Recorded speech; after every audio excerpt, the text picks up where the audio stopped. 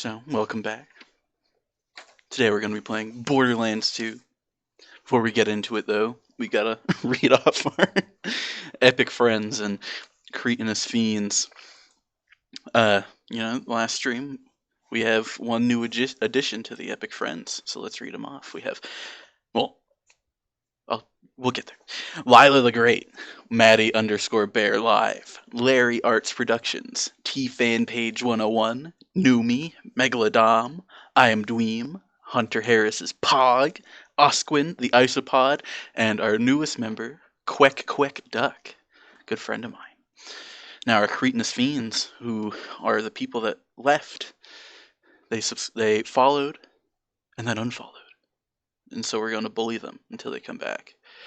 They are Raf13A, MVP_Beefy, and Philip Gaming YT2000. Philip, you think you can just use me for a quick plug and then dip? I'm not going to let it go. I'm just not. Anyway, let's see if we can boot up Borderlands 2. We're just going to start from the beginning. I've played this game thousands of times. I remember staying up really late at night. I'm gonna have to turn down the volume for this. But I remember staying up really late at night with a really good friend of mine, just playing it.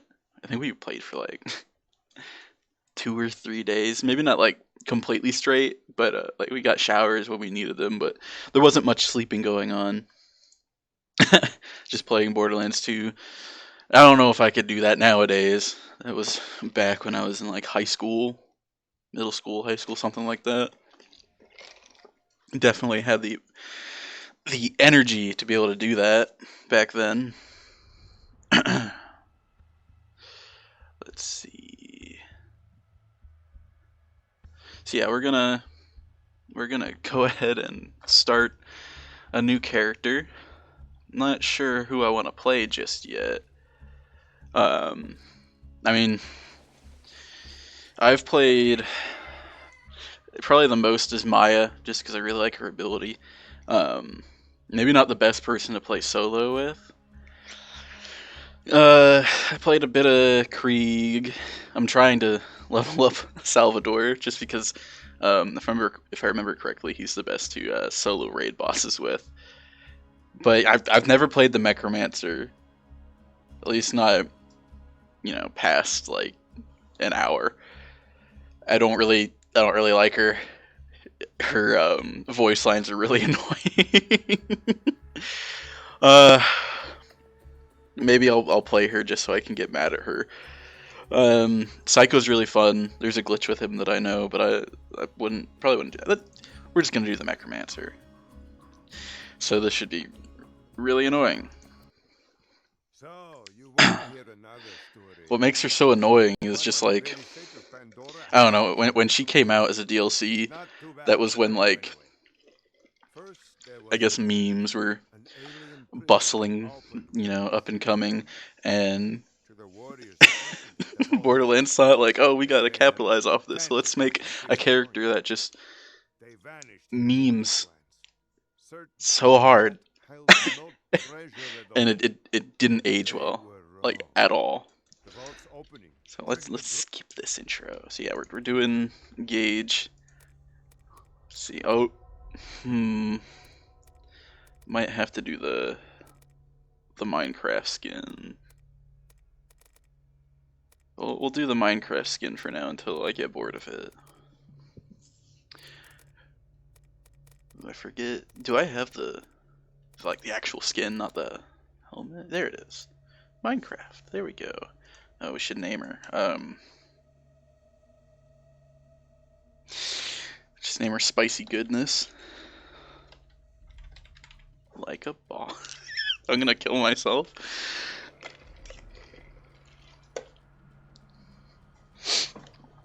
Oh. Great. Yeah, Borderlands 2 is... I don't know if maybe I'd say it's one of my favorite games. I've definitely played it a lot, though. Like, Wait a minute. a lot.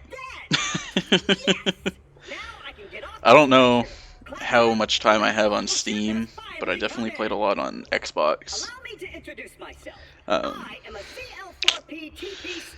You know, probably not going to get to the DLCs today. That would be a little ambitious, I think. But when we do, there's definitely some DLCs that I don't like. I absolutely hate the Captain Scarlet DLC. It's so boring, and it's just stupid.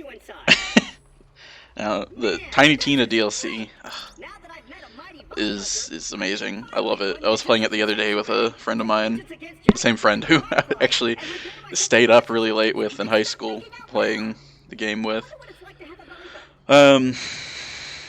Torgs is alright. What's the other one? I forget his name. You meet him in the town after the tutorial. Hammerlock. His DLC's alright. I don't know.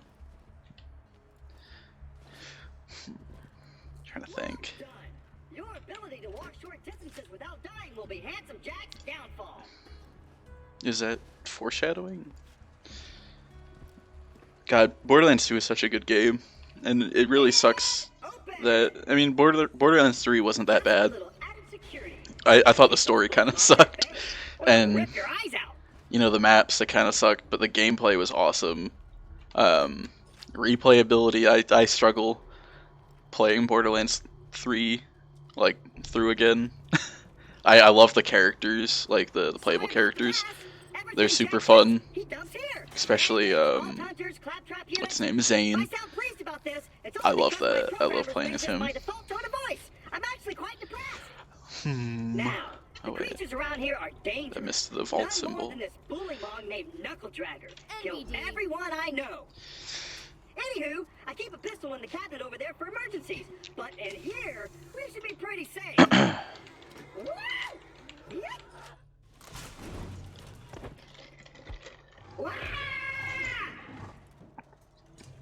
I remember. Sorry, I thought I could skip this. I can't. Just playing this game is that. I keep saying that again. That I used to just play this a lot.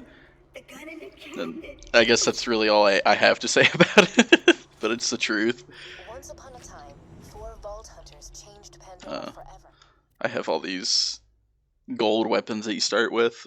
I guess I'll keep them. It doesn't really matter. They're gonna get out leveled sooner or later.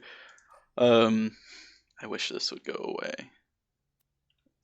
Okay, yeah, but I'll keep these for now. I might get rid of this at the end because that levels with the player, and it gets kind of OP, I guess.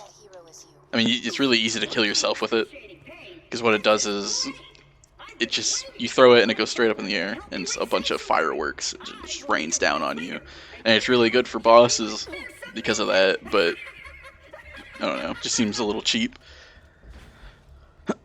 So, because I know in my level 76 Maya, my Siren character, I'm still using that, I think. Let's see.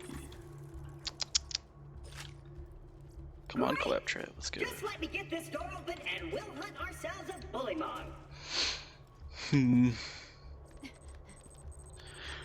I thought about playing Borderlands 3, but I don't know.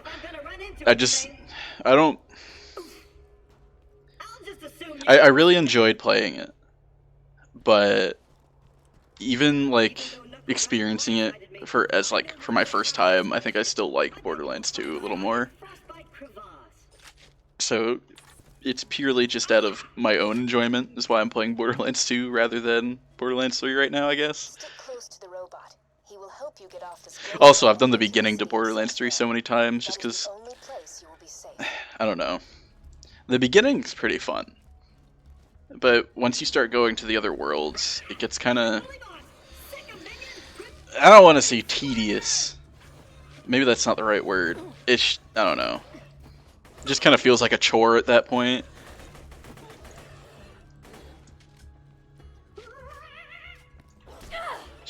What's my badass rank, by the way? That's not it. 32,000, almost 33,000. I don't know if that's high. Certainly would be higher if I had played on the same system my entire career in Borderlands 2, I guess. What is this? Oh. I'm surprised that I just dropped a skin that I didn't have.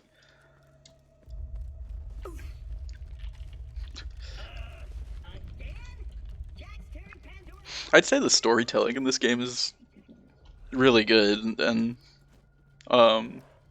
way better than Borderlands 3's.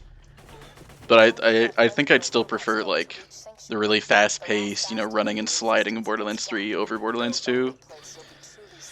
But the quests in Borderlands 2 are, I mean, even after doing them like hundreds of times, they're still more enjoyable than the quests you do in Borderlands 3.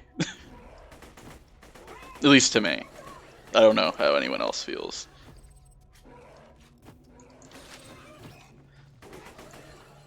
Let's use this thing.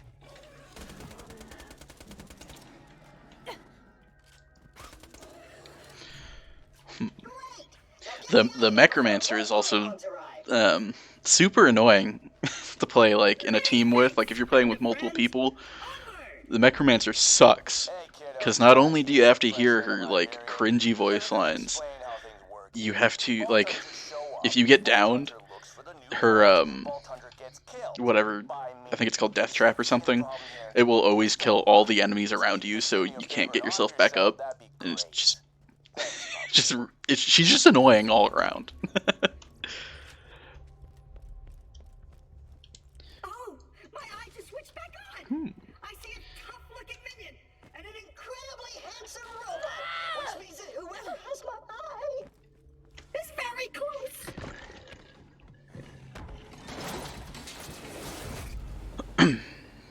Look at his little legs.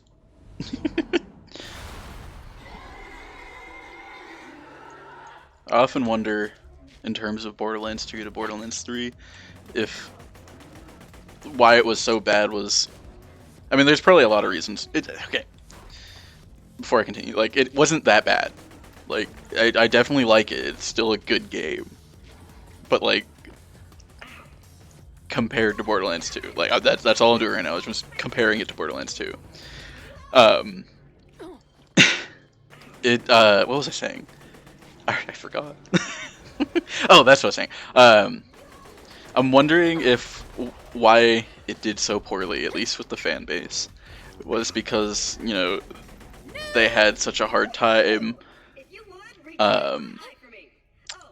you know, coming up with a villain that was either better or what the hell? That's awesome. Either better or on par with Handsome Jack. I don't write games. I don't make games. I don't write stories. But to me, as a player, it doesn't seem like it'd be that hard to come up with a more engaging villain than the Calypso twins. I mean, what was that? But like they were just more annoying than anything, and I guess that made the boss battles a lot more fun because you're like, oh, finally I get to kill them. So spoilers, I guess. I mean, I don't know what you expected, but which I guess they got what they wanted there. But I never was I really afraid of them.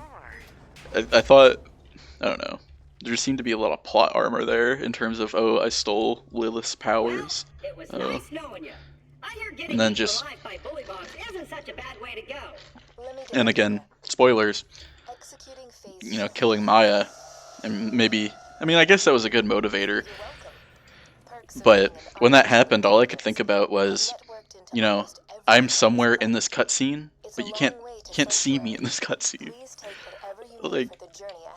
In all the cutscenes, your character's never there. Even though, like, maybe I'm not conveying this correctly. I didn't do that. But like, so like, Right before a cutscene, like you're there. Cutscene starts. Your character's nowhere to be seen, and then everyone's just waiting around watching the Calypso Tins doing whatever they're doing, and it just seems like a really big disconnect between are are you actually a part of the story? No, you're not. You just do all the work up until the point, and then you don't like all your work is for naught. Also, got a legendary on the first boss. Jeez, love this thing. I don't know if this is necessarily a bad thing, but in Borderlands 3, I get like the chances for legendaries to drop is so high, especially on like mayhem modes. And I guess like that's the point because they're supposed to be harder. But I don't know. It again, maybe it's not a bad thing because when like if you're not max level, like weapons can very quickly become useless. So like you're always updating your kit. So like I guess that's good.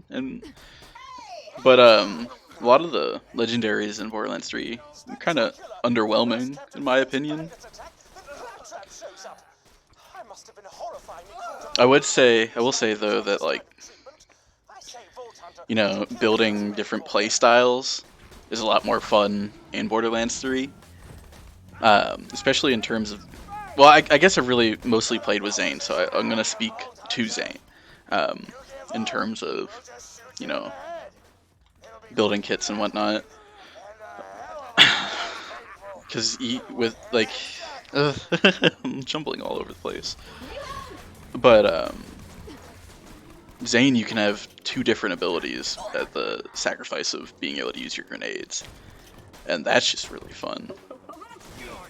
And there's a lot of skills that you can do in Borderlands 2, but generally you're gonna play the same way. You might use a different gun, like you might focus on a different gun. But in Borderlands 3, specifically for Zane, because that's really what I know, what I did is I focused on movement speed, so the faster I move, the more damage I do. And I I feel like the Flash because whenever I'm fighting things, I'm just running super fast around everything and then switching back and forth between my Digiclone. And, that's such a fun way to play. Me and him are like two peas in a pod. Two bullets in a bag. Two cannibal midgets in a fat guy's ribcage.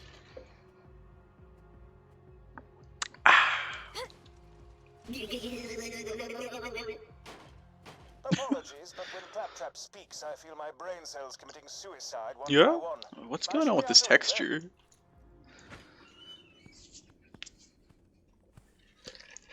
A pleasure to meet you, Vault Hunter. I am Sir Hammerlock.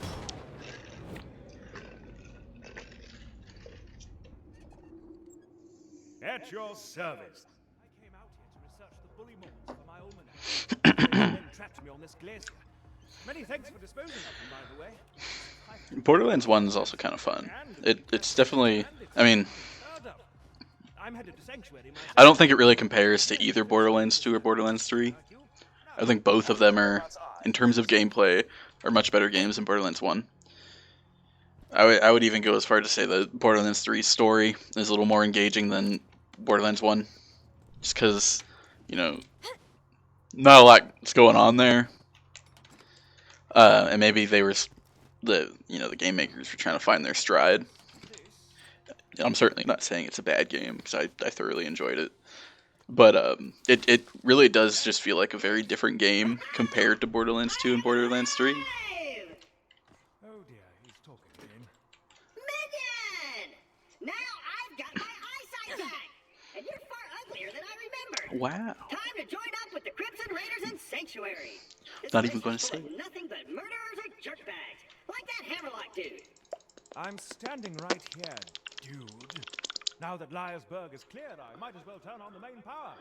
This time, things that may be of use to a go-getting He has slayer robot like arm. myself. I have robot arm. Coincidence? Maybe. Minion, roll out. I see our fearless leader Jack is looking for you. Charming fellow, isn't he? Spouts drivel about bringing peace to the frontier, then shoots unarmed men, women, and children like it was going out of style. In terms of villains, I guess it's always going to be hard to beat very charismatic antagonists like Handsome Jack. He's also like a hilarious character. Come on, work, curse you! Ah, fecal matter. The bounty board's broken. The resistance must have disconnected it before they left the sanctuary. I'd planned to post some jobs for you. Ah, well, just speak to me instead. Though Captain Flint killed everyone in Liar's Time to kill more bully mongs. Place disrespecting the memories of the former What townsfolk. the hell? If you could clear the town of them, that would be most gentlemanly. The objectives on your HUD pertain to your active mission. Da. You can change your active mission by using the mission log in your auto device.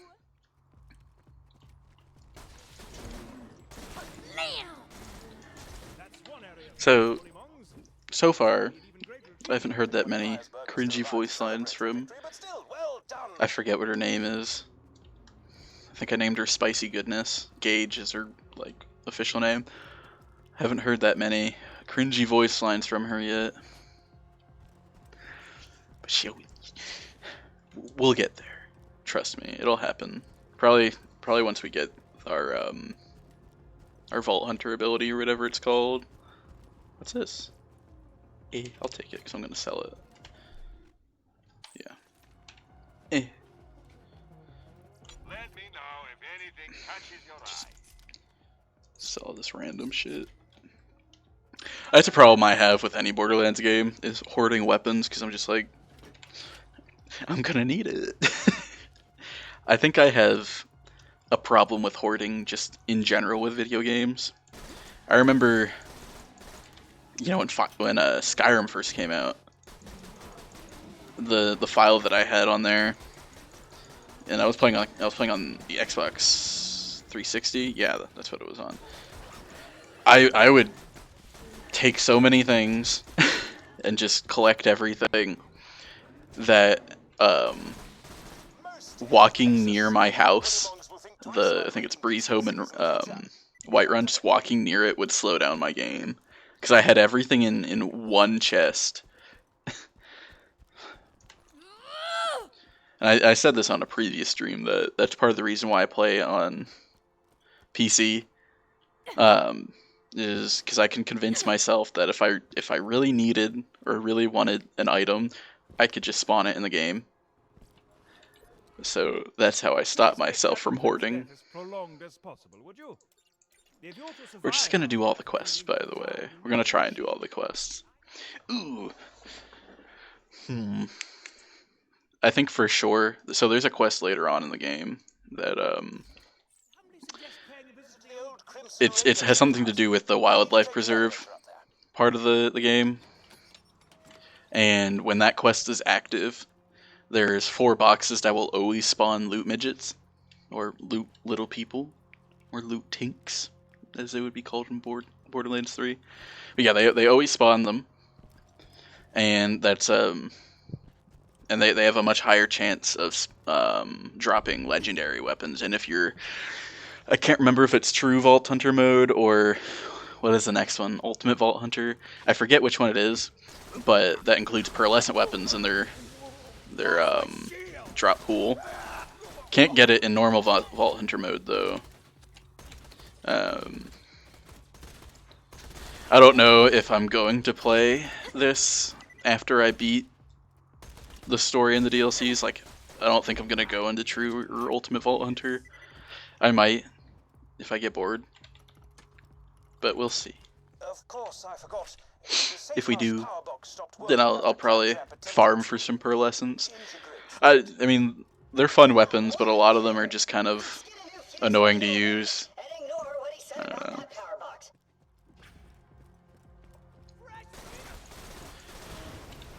I remember in one night I got like 5 pearlescents. Ooh, there's a fuse on the other side of that electric fence. And then, pearlescents are like the most rare weapons in the game, so once you get them, at least for me, it's just like, why am I even playing this game anymore? I did Power box, the and you'll be able to ride the I did like, I guess maybe not legitimately, but I did the hardest thing, and that was get a pearlescent. So I don't know. I'm definitely the kind of person that in a video game, if like in terms of exploits, if it stayed in the game and people know about it for this long, I don't really see it as an illegitimate way to play the game. I overheard Claptrap asking you for the bullymong fur you're collecting. So like, I fear he would do something to me, getting pearlescents or legendary weapons is that way is totally valid in my head. I shall give you one of my finest sniper rifles. Did I collect enough hair? It's one of the quests. I have to collect hair. I'm not just being weird.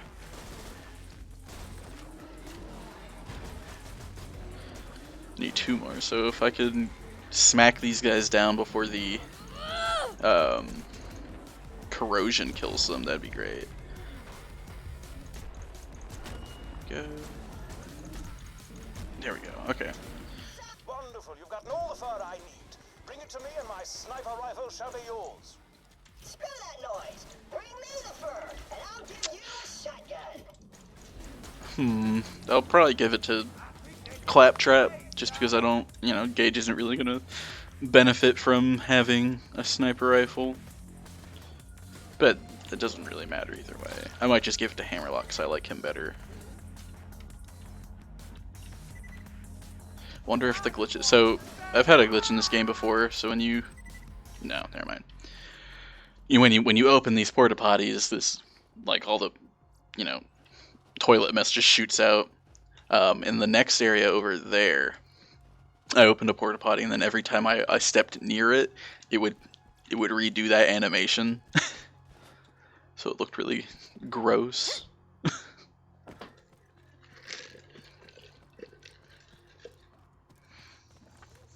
I never played any of the DLC for Borderlands 3, just because I didn't want to spend any more money on the game. Maybe if I play it on stream, I'll probably get them. I don't know if that's gonna happen though. I heard some of them were good. I don't really mind buying DLC. I know a lot of people are just like, give me the game that I paid for. And I get that. I don't know. Yeah, I don't really mind it. Like, if it's good enough, then yeah, I'll pay the extra money for it. I'd prefer not to, though. I miss the days of Halo 3, where if a new map came out, it just came out for free. Or if they did a paid DLC, eventually they would come out for free anyway. I believe that's what happened, so just buy a random one. At least I think that's how it happened. I mean, I was pretty young, so it could have been just like my brother convinced my mom to buy it, and then told me, "Oh yeah, it came out for free." But I don't know. And I remember for Halo 3, so the recon helmet, you had to do all the, what were they, the Vidmaster achievements to get the recon helmet, or the recon armor, or whatever. And then at some point, I'm struggling here. At some point, they changed it so if you just did something, you could get them. I'm fairly certain I had it before they made that change, but I also don't remember doing the Vidmaster achievements. So, don't know what happened there. God, Halo 3 was such a good game, though.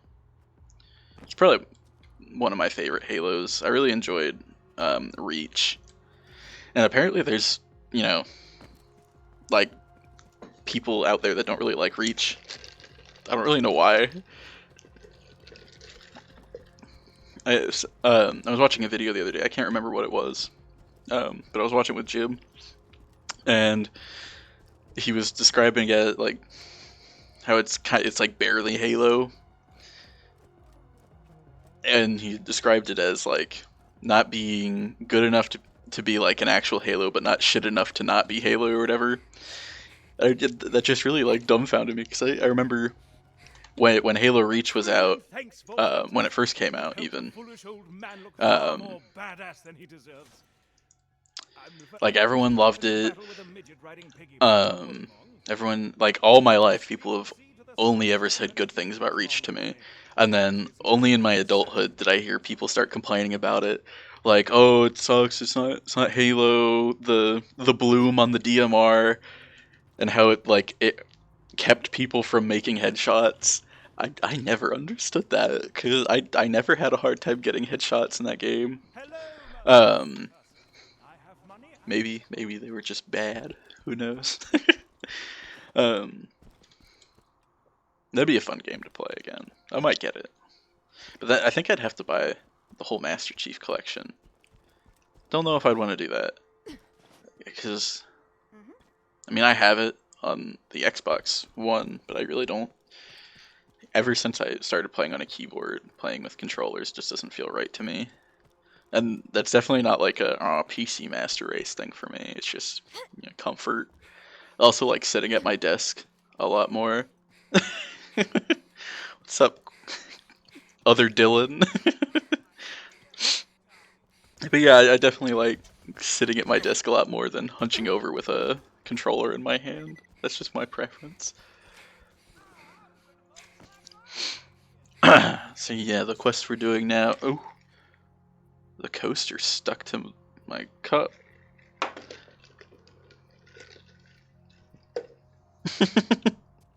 It was meant to be, Dylan.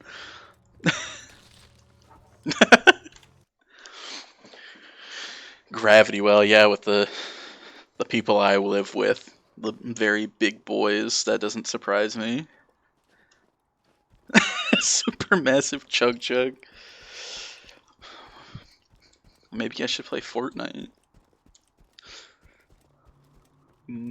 Yeah, I tried playing Fortnite. I didn't hate it.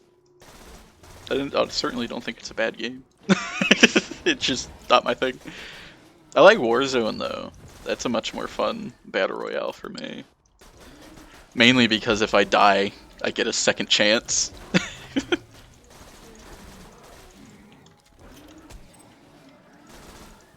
Let's try this thing out.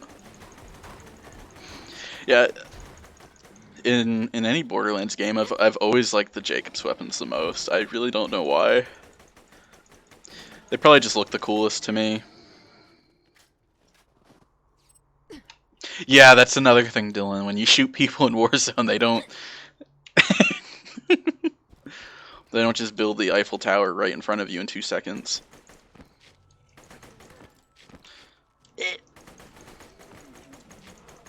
I also just really like, building weapons in that game. I get really I get really into that. Sometimes I don't have it installed right now. I don't have Warzone installed right now because it's like 200 gigabytes. But there was a time where I just installed it to play with weapons and put like parts on weapons, mainly the AK because I really like AK-47s. I don't know why, they're just pretty.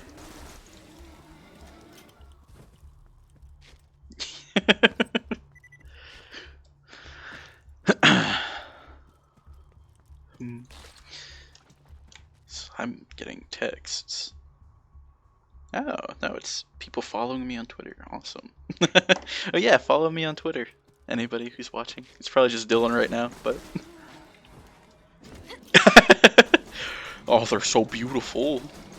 My Canadian queens. God. You like my character, Dylan? I picked the... I hate the Necromancer, by the way. I don't know if you were here when I said that. She's so annoying, but I've never actually played as her. I've only had friends play as her. My favorite thing.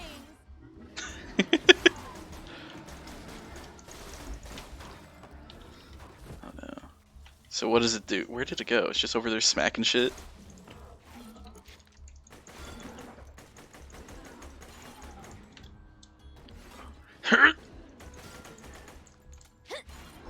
Thank you.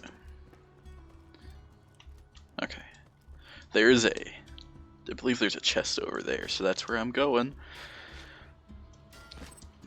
I don't know if I know where every single chest is in this game, but I feel pretty confident saying that I know about 95% of like the chest locations in this game.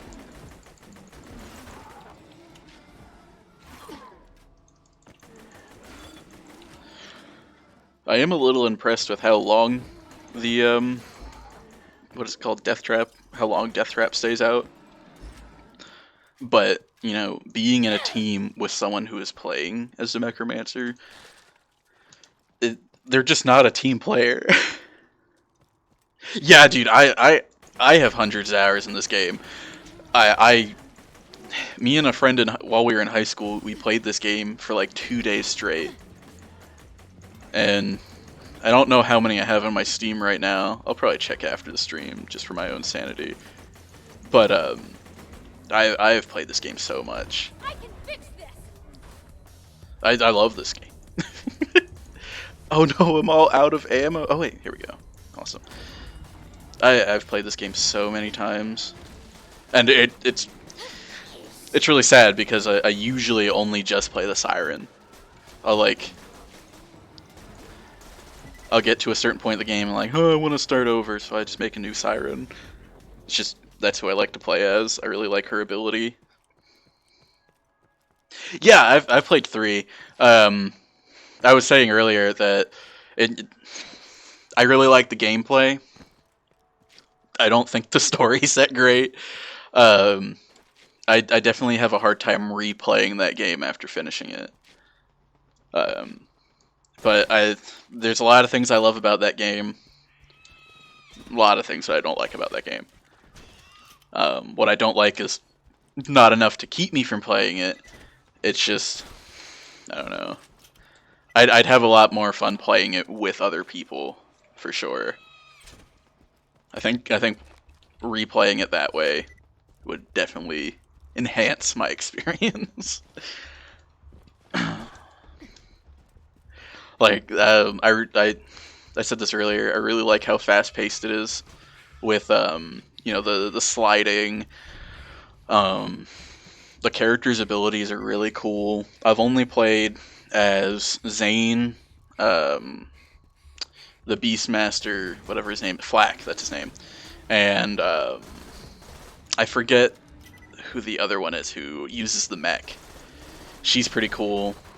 I never got around to playing the Siren in that game, which is a little strange for me because I usually always play the Siren. So, yeah. I was gonna say, you know, when I played Borderlands 1, I played the Siren, but the last time I played as Mordecai, and I think I enjoyed playing as him more than the Siren. I just liked his ability better. I never really quite understood the phase walk. Maybe not understand it, I just never liked using it. It's robot fighting time.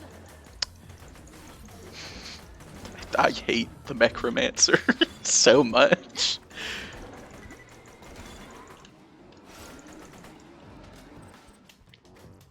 Oh wait, I didn't mean to do that. Whoops. There we go. I don't want to get rid of the legendary because, you know, it's a legendary, but, you know, it's quickly being outpaced by some of these. I'll keep it though until I absolutely have to move on from it. That's another problem I have with Borderlands games is I get really bougie with the weapons. At a certain point in the game, I won't even, you know, pick up weapons unless they're purple or higher. That's how I combat my awful hoarding habits.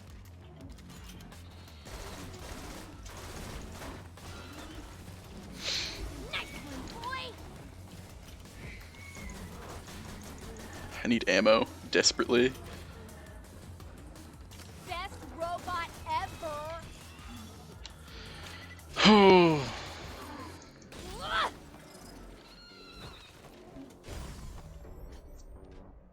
I spy a badass. when they sorry, hold on, give me a second. I'm trying not to die here. I'll read your chat to say, oh no. Okay, I'm gonna die anyway. You say something that turns me off from schlooters is when they have unique item scale. I'm not sure what you mean by that. Like, I'm stupid. Give me a second. I'm gonna take a second to comprehend that. Unless it was an inanimate object such as a cliff. Yeah, not sure what you mean. Are you talking about like in terms of like this thing or? Oh yeah. Okay, I see what you're saying now. Yeah, um, that's definitely an issue for me when I play the game. Um, it it's never been enough of an issue to turn me away from the game though. That's just wonderful. What was I gonna say? Yeah, it is a little tedious having to keep up using weapons, and that's why I don't want to get rid of this legendary. But I mean, I guess you know when to stop using it when it. God damn it! You know when to stop using it when it just stops working for you. Like when I was playing Borderlands 2 the other day with my friend, um, I hate this water. We were just hamming it up. We weren't really paying attention to the game. We were just talking. And I just out of nowhere, I noticed that we were, dying a little more regularly than usual. And I was checking my weapons, and we were like 5, 10 levels like below what we were supposed to be using. Cliff racers. Where's Saint Jib when you need him? I'm impressed that you know what cliff racers are. But yeah, we were using weapons that were just horribly underleveled. Oh, we were still like making progress in the game. The Sheogorath rap album? I don't think so. There was a time where I would just listen to Dagoth Wave on repeat for like a week. Death by robot. I'll check that out after the stream though. It sounds interesting.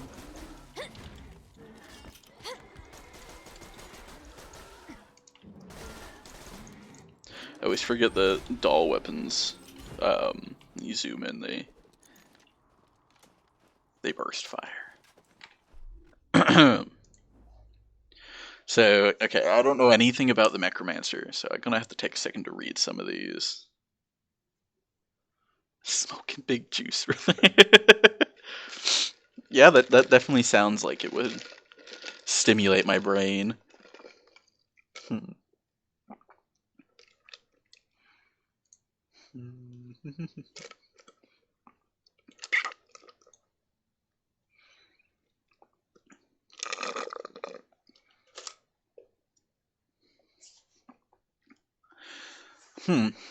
Yeah, I've never looked at her abilities, so I guess for now I'll just focus this tree. Because I don't know what the benefit would be to the Death Trap having the same shield as me, but you and Death Trap take reduced damage from all sources. That appeals to me.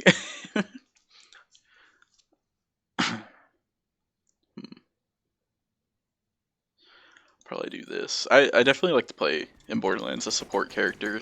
That's why I play Maya so much. It's because she has one ability where you can use your phase lock to heal people from like across the map, and that is just an invaluable skill to me. Oh boy, pistols. Just take them all.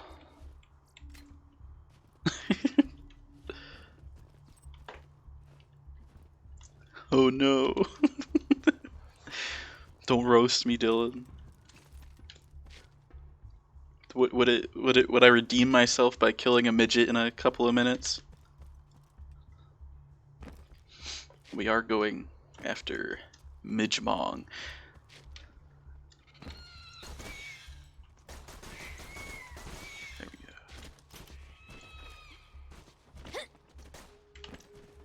Get him away. You know, for how weak they are, racks really are just annoying.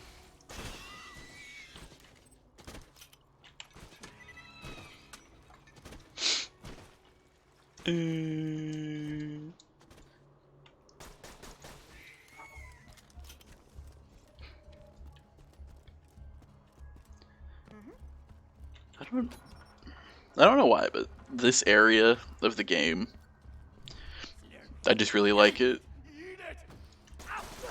Kind of reminds me of like a Fallout city, to be honest. Like something you would find in Fallout 3 or Fallout, yeah, Fallout 3 specifically, I would say. I don't know why that makes sense to me, but I just like it. How did? There we go.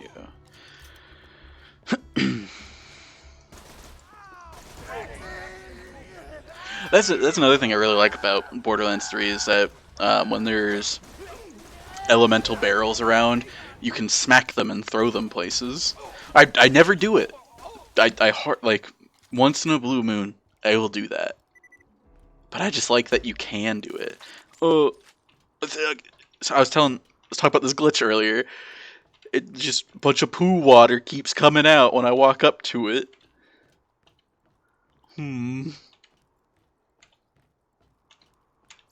Reminds me of home. Okay, there's just so much poo water. The fountain of youth, truly.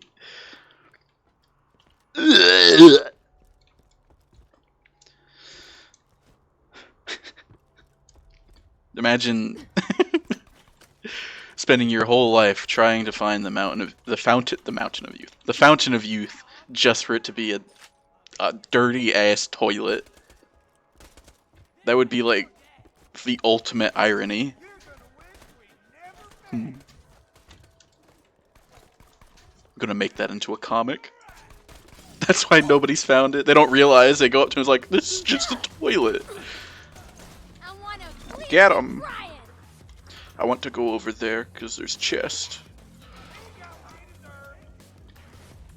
No, I'm in the cold water.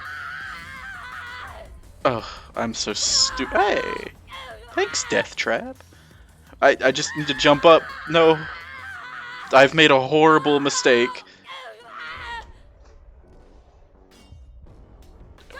Thank you, Death Trap.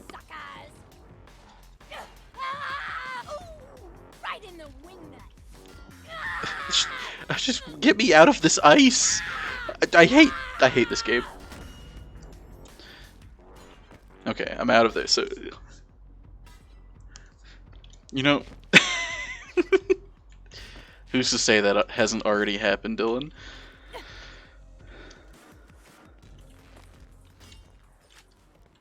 Okay. I don't think I've ever opened a chest for it to be empty, so that was weird.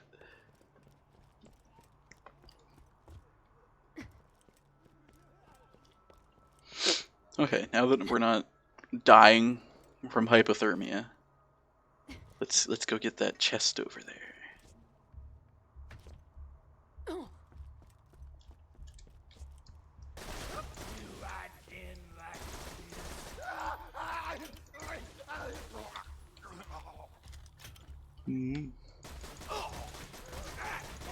What? How did he do that?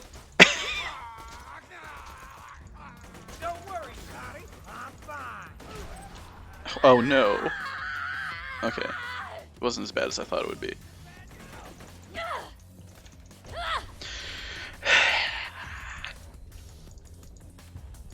Okay. We're all good. We're all good.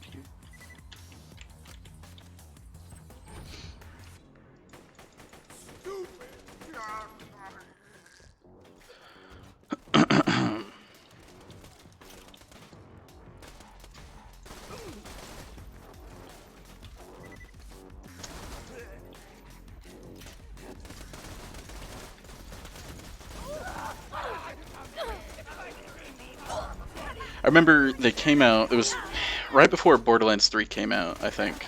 It was at the same time that the final DLC came. Why do you say that? Converting YouTube videos to MP3s is the most nerving thing. Why? Nerve-wracking thing, why? Isn't that illegal?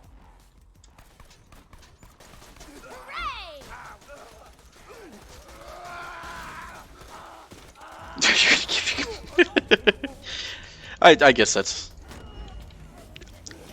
a fair thing to be worried about. But yeah, they came out with a like Game of the Year edition for Borderlands 1. And maybe it was just my computer, but I was never able to play it. Every time I booted it up, like the resolution would be like crap, and I wouldn't be able to change it, or anything that I tried to do to change it wouldn't work, and it would have like it would go at 2 frames per second or something. So like it would have been really nice to play that in its remastered form, but maybe not like the Game of the Year form. But I never got to because I guess it's just any Borderlands game is just horribly optimized. Borderlands the pre-sequel sucked. Yeah, thanks, Randy. The pre-sequel sucked. There were some aspects about it that I liked, but the level design is crap. It's ugly. And a lot of times I found myself just lost or just falling to my death. Could never find the right way to go. The DLCs weren't that bad. I know at least my friend group, they always complained about the oxygen thing, how it was so annoying to deal with, but I never ran out of oxygen. So, and I wasn't playing as a claptrap either. I played as Athena because I liked her Captain America shield. I found it quite fun. But I don't know. I thought that was, out of all the criticisms for that game, the weakest criticism is getting mad at having to fill up your oxygen. Maybe it was a little weird that one single character didn't have to worry about it. But in reality, since I never had to worry about it, or I never noticed it as a problem, it's strange to me.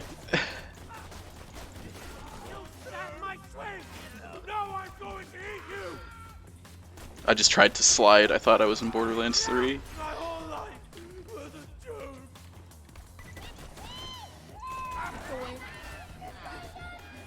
I hate the Necromancer. What's in here? Shields. Is this one gonna keep pooping too? Yep. Keep poop.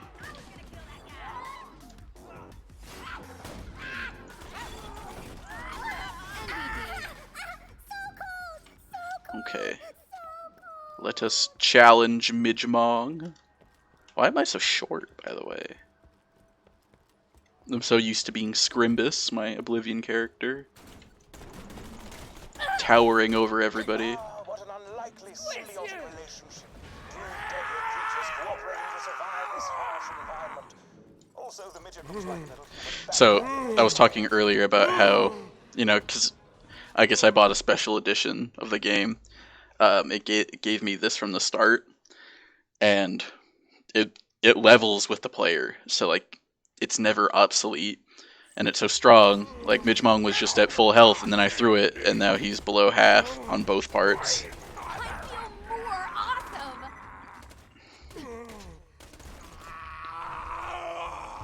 I hope I can get up there. I don't think he dropped anything important. But yeah, the second I get a grenade, a different grenade, I'll switch it out so it doesn't get, I don't know, ridiculous. This grenade mod is really good to use on the bunker though, I find. There we go. Okay, now we can turn in Midgemong and continue with the main quest, I believe.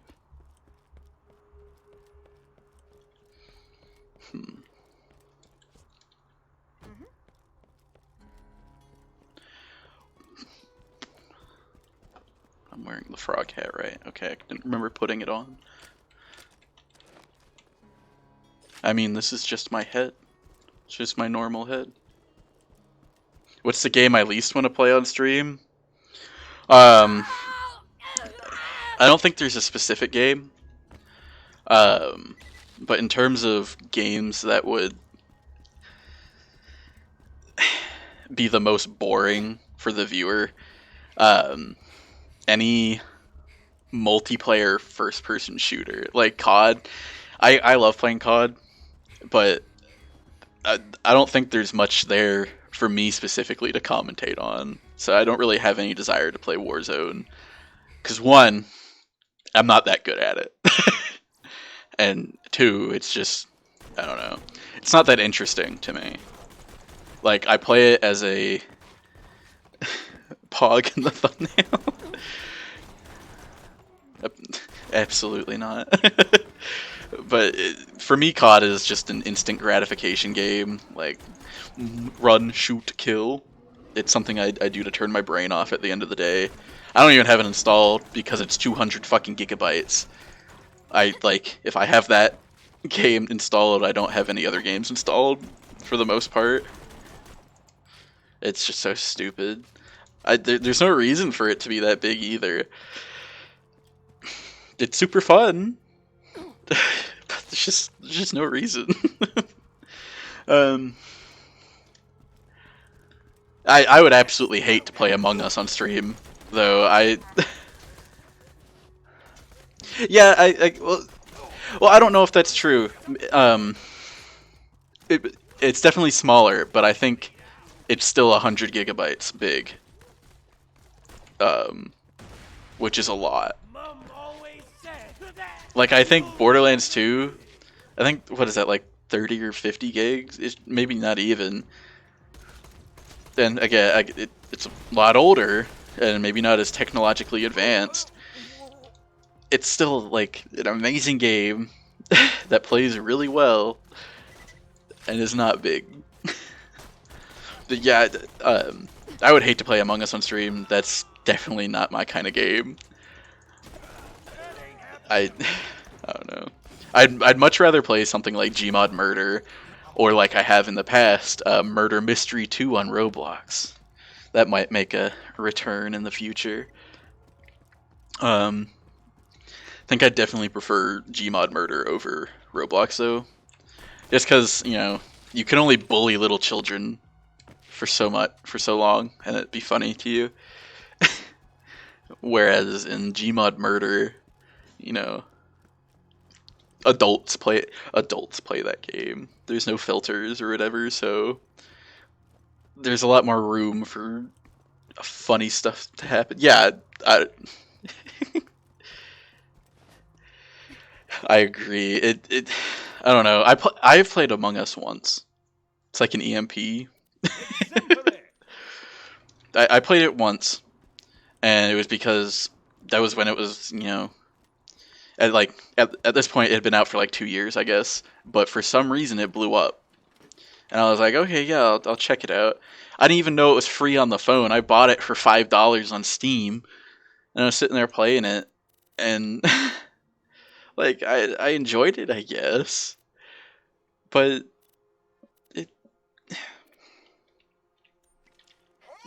it just didn't really tickle my fancy. You can use this to change your appearance and reset your skill points. Where's Claptrap?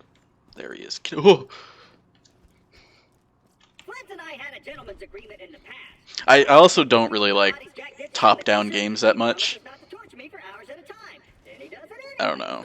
It's just not my style. I generally play a lot of first-person games.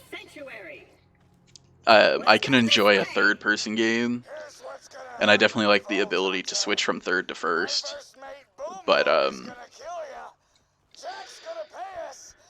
I'm very big on like internally, I'm very big on immersion games. I like, when I play a video game, I like to turn my brain off and pretend I'm in the game, which maybe is a little cringy, but I don't know. It's an escape is what it is. Strategy / roguelike stuff. I can get that. So when it comes to like RTSs and stuff like that, I've been spoiled by Age of Empires 3. Because I'm rich. That's the That's cool. nothing can top that for me. I never even played it right. I just really enjoyed that game as a kid. Maybe it was because my fourth grade teacher gave it to me at the end of the year. He was like, "Yeah, you got all your work done. I'm really proud of you. Have this video game for free." I'm like, okay, awesome. And I would play that all the time. I tried playing other ones like Civilization. I didn't really enjoy it. Halo Wars, couldn't get into it. Dwarf Fortress. I've heard of that. I think my brother played that a lot. I can't remember though. Again, not really my type of game, so I never got into it. I do like strategy games though. I am a huge fan of Magic the Gathering. I love that game. I've put so much money into Magic the Gathering. I think I've certainly accrued more money with like my investment into Magic the Gathering, because I mean decks that I've bought, because I'll buy the precons sometimes just because I like the idea around them. Oh yeah, heck yeah, it's such a fun game. Me and my friend Riley, he just got me into. He also plays Warhammer, so he'll die in yeah, I can imagine that. I thought about getting into Warhammer. I don't know much about it. It seems really cool. It also seems very expensive. But my friend Riley just introduced me to it's this. I don't know exactly what it would be called, but it's called Cockatrice, and it's kind of like Magic the Gathering Arena, but the UI isn't as dignified or fancy. And you have to do everything manually, but you can. It has the entire database of Magic the Gathering in it, and I think some other games as well, like Yu-Gi-Oh. But you can just build decks all for free and play them against your friends. And we were playing that the other day, and we had a lot of fun. And just being able to play a deck that is just super powerful. It's really fun. It's a little humbling too, considering the decks that I have in real life. I mean, we have set a rule for our play group that we can't exceed $600 in cards, like for a deck. We play Commander pretty much exclusively. So you play Warhammer, but you 3D print your models. So I don't really know much about Warhammer, but I'd assume that is a much cheaper alternative. Am I correct? Than buying the. I mean, is it? I like to paint the little tiny man. I think I could get into that. Is it? I might look into it after the stream. I don't know if I would get into playing it, but it definitely seems like something I would play. Because there's another empty chest. I really like building strategies, like just around random shit. So a Warhammer army will go. Sheesh. Dang. I think Jim bought a 3D printer for like $100, but it was one you had to put together yourself, and he said it was pretty good. So I'm assuming you already have a 3D printer, but anybody who doesn't, that might be a good alternative, much cheaper. You enjoy painting more than playing. I get that. Lately, for me, for Magic, I enjoy the collecting aspect more than actual playing. I definitely still like to play, but with the most recent set, Strixhaven, they came out with these Japanese alternative arts, and I just thought they were so pretty. And I bought a collector's booster for $30, and it's one single booster pack that comes with 15 cards. I mean, they're all foil, but it comes with one of these Japanese alternative arts, and I got the least expensive one, which, you know, it wasn't really about the money for me. Yeah, 3D printed cards. But yeah, it wasn't really about the money for me. I just really liked the art. And I just really wanted it. I don't really know much else to say about that. I guess I was a little disappointed when I got one that wasn't as expensive. But, I don't know. It's a piece of Magic history. That's another thing. Banned cards, and I'm not just talking about cards that... I'm gonna keep that, actually, just in case. But cards that they will not reprint anymore for some reason. The one that's... that is first to come to my mind is a card from the Arabian Nights set. It's called Jihad, and you know, obviously for obvious reasons it's banned. But to me, it's just interesting that, like, you know, you never see that post 9/11. Yeah, Black Lotus too. Black Lotus is a different reason why it'll never be reprinted though, and it's because there was a lawsuit, and they were like, the people who I think they were suing Wizards of the Coast or something, but basically the premise was, we're gonna sue you so you never reprint it because we've turned it into an investment, and you reprinting it would damage our investment, which apparently is grounds to, you know, legally not have something reproduced. And that was really strange to me, because it's just like, you chose to invest in it. So like, I mean, like, recently, you know, stocks have been a hot topic. You don't see people suing, I don't know, Dogecoin or whatever, because they bought into it and then it tanked. So like, that's strange to me that you can sue over that. But yeah, Black Lotus is never going to get reprinted, like, as an actual card, because of that lawsuit, apparently. And let me just say that I haven't looked into that personally. That was something I heard from my friend who knows a lot more about Magic than me. But still strange. You know, my roommate Dom, for Christmas, this past Christmas, he got me another one of those banned cards. It was a cultural thing more than like a investment thing. It's called Crusade. It's a white card, and it says all white creatures get +1/+1. I mean, maybe there's some debate there on whether or not it should have been banned. So printing. Oh yeah, I didn't even think about that. In terms of, I don't think it should be a problem as long as you're not selling them, right? Oh damn, I was doing a whole other quest before I came over here. Let me go finish that one. But yeah, as long as you're not selling them, because they do that with Magic a lot. Proxies are a thing. They're just they're home printed cards of, you know, cards that you would have a hard time finding, or really expensive cards like the Black Lotus. Like, you can, like, for your own personal use, you would print it and to put it in your deck. I don't know. Let me read what you said real quick, because several monolines. Oh, okay, so yeah, they're making themselves. They're probably hard to get, and they're selling them. I can definitely see why that's weird. People definitely sell proxies in Magic, which I think is stupid.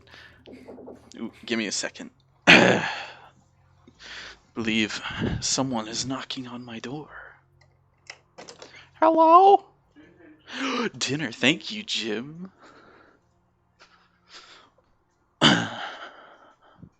You're a good boy, you know that, son? You okay? You okay?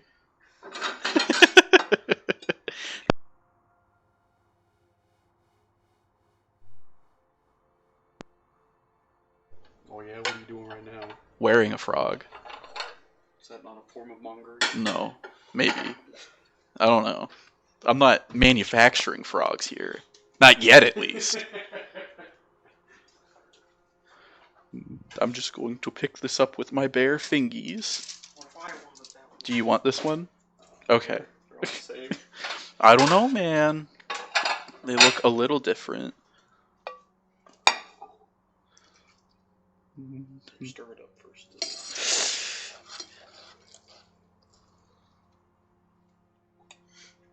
I don't know if Dom wants any of this or not. I'm not sure if he ordered already.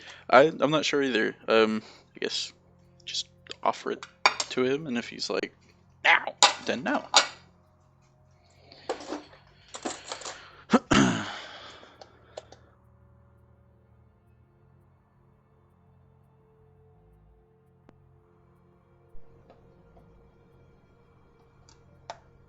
You already ordered dinner? Oh, never mind then. Would you like to switch that glass? Only if you don't want the whole thing. I do not. Okay, then yeah, I'll take half of it. Thanks, Jim. Here, I'll give you that. Just give me one of the normal ones. They don't need. Oh, they don't. This is dull. That one's gonna be mine. Hmm. So easy peasy. Easy peasy. Thank you so much, Jim. I really appreciate you cooking dinner. Want more noodles? Yeah, I'll go ahead and take some. I don't mean to push more food on you. No, I get it. I wouldn't want it to go to waste. They're not very good recently. You said the noodles haven't been very good recently? No, they haven't been very. They're not very well. They're not very good reheated. Uh-oh. Yeah. I didn't take too much, did I? Is that enough for you? Yeah, it should be enough. Okay. Thank you so much. Okay. Thank you. Okie doke. Oh, I didn't even pause the game. I now have dinner courtesy of my best friend Jim. Jim Black. Gonna mukbang. I could never do a mukbang. I really don't eat a lot. At most, I'll eat like one meal a day. So I'd take 2 bites and I'd be full.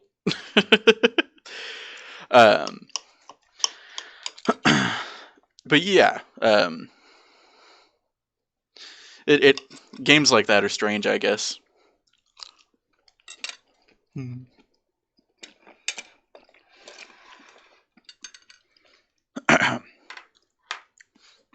Oh, Queck, Dylan, I drew Jim the other day. You want to see it? You want to see my picture of Jim? I'm only going to show it if you say, okay. Can you see it? I don't have my stream up.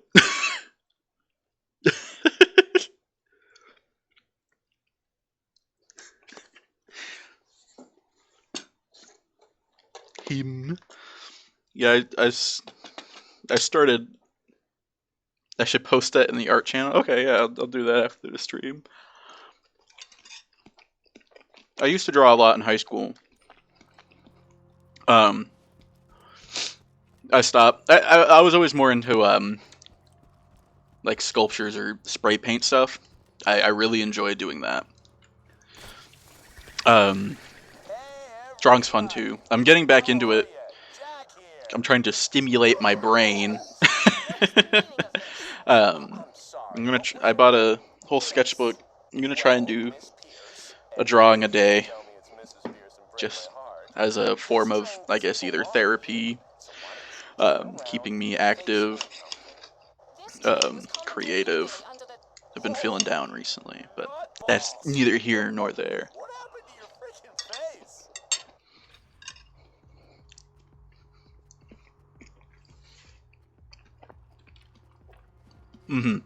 I agree. I know the happiest I ever was when I was in high school doing creative things. I did theater in high school, which may or may not be cringy. But I really enjoyed that.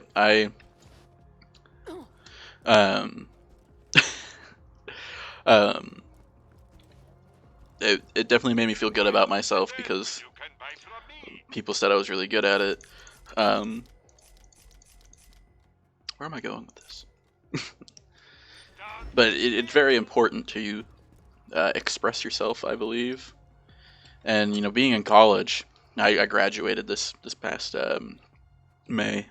Being in college is very. It puts a lot of strain on being creative. 'Cause you're just doing so much work, and then I have to go back up here. You forget to be a human being. It really sucks. So, I've been trying to chill out because I didn't get a summer break last summer. It was just nonstop work from spring to summer to this fall and then into this spring semester. So I'm trying to chill out a bit. Remember how to be a human being. Lady, I don't even know what to call you. You tell me why you look like you headbutted a belt sander, and I'll let all you go right now.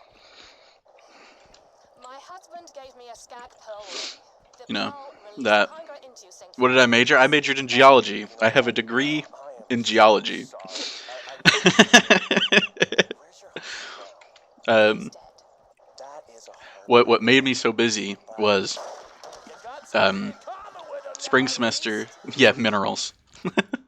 um, Spring semester last year.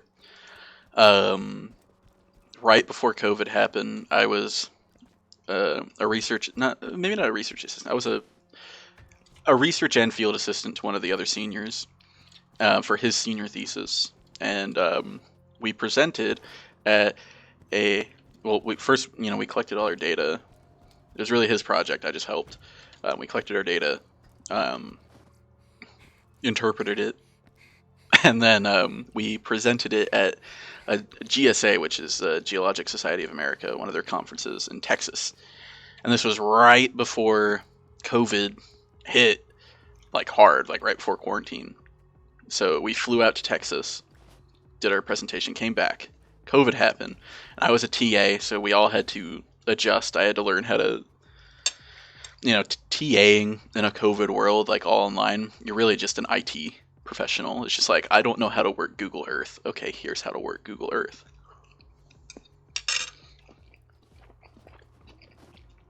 But so doing all that, adjusting, and then building, like starting my own senior thesis project. Like I wrote a grant. And I was kind of continuing what my who I was assistant to. His name is Jace. So we'll just call him Jace. I was kind of building off of what he did. We were studying paleosols, which are fossil soils. Paleosols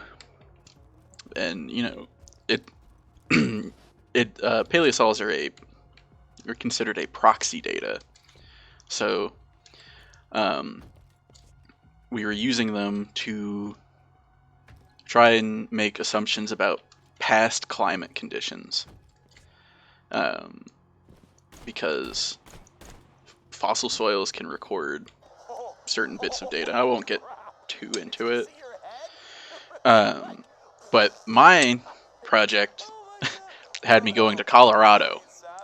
It is pretty interesting. I really enjoyed it. I'm very much burnt out on it and geology in general. Shame, a real shame. Please return the echoes to me whenever you are capable of doing so. But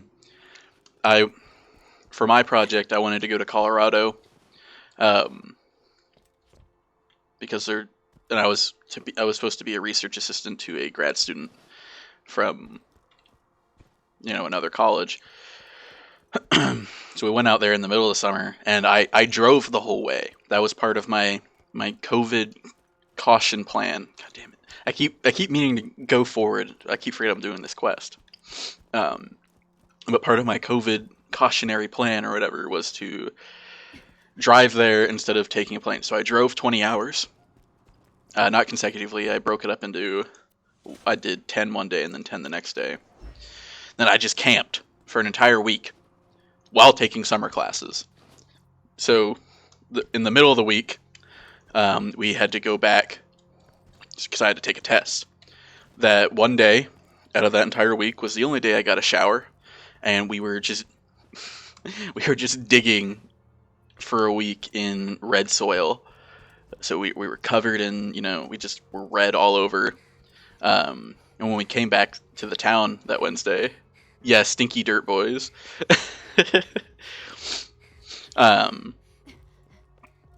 We came back, and the people that were housing us, it was a friend of the grad student, friends of the grad student. They were like, "Dang, you guys got really tanned," and we did get tanned. But what made us look so dark was we were covered in red dirt, red soil. It was so refreshing just to wash all that off. But every other day, I was just wiping myself down with baby wipes. It was, for a while, like maybe like a day or two, it was really gross. But after a while, you just kind of, give into it. And it's definitely not the worst. It was the worst that I had ever done. But the person I was with, she's been to Antarctica. And she said the longest she had gone without a shower was about a month. So it's a little nuts.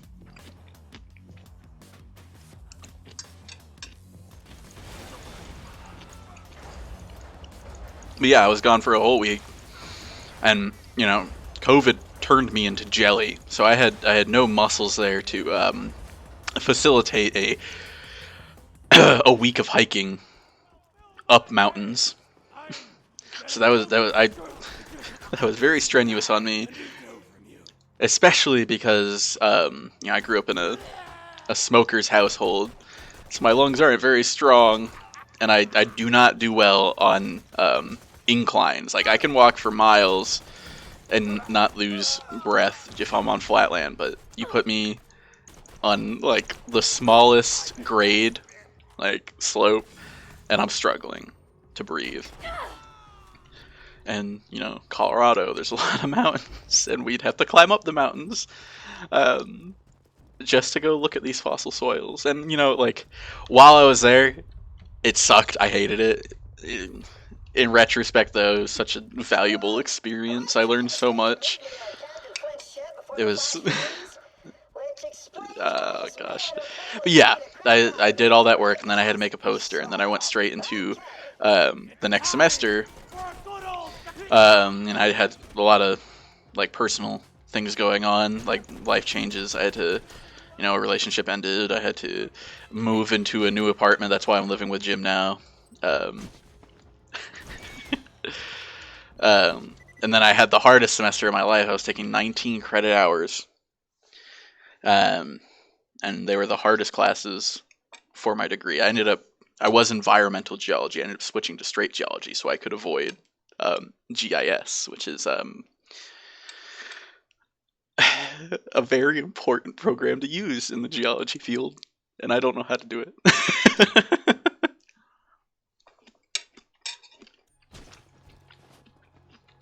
But it's definitely a struggle.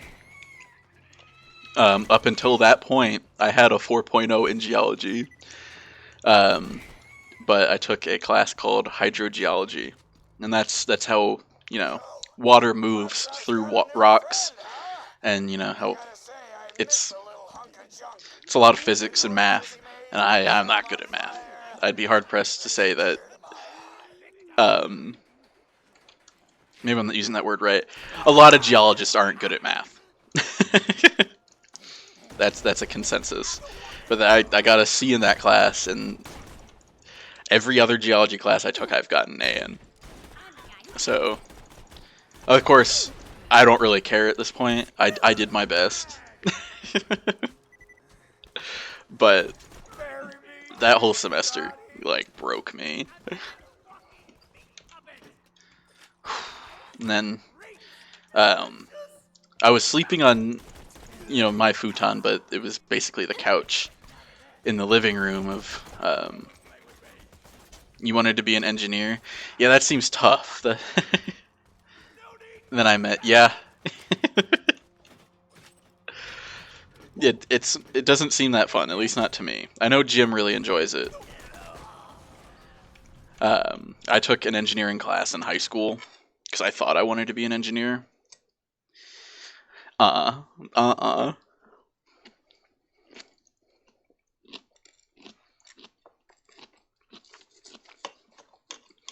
But yeah, Christmas break really wasn't a break for me because, you know, we didn't get into our 3-bedroom apartment until mid-December, and I moved in to the 2-bedroom at October maybe. So I was sleeping on a couch for a couple of months. Then we moved in, and then, you know, more personal stuff happened in the month of January, and then classes started again.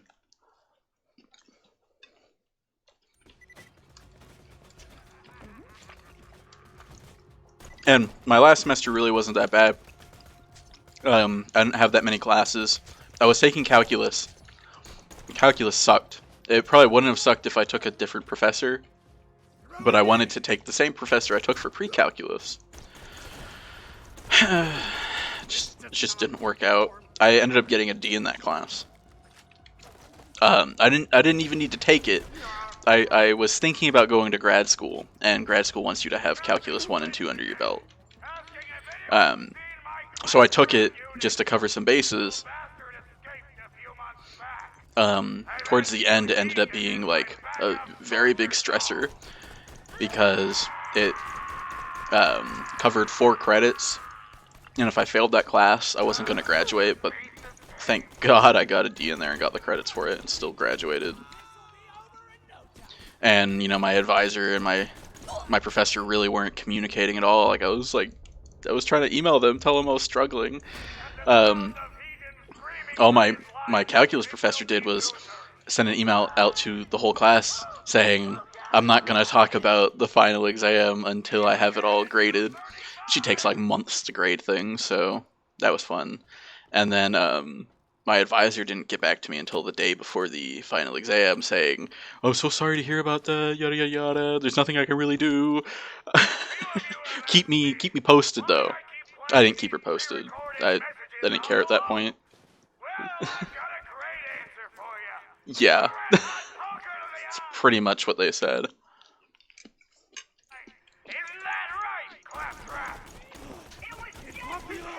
And like,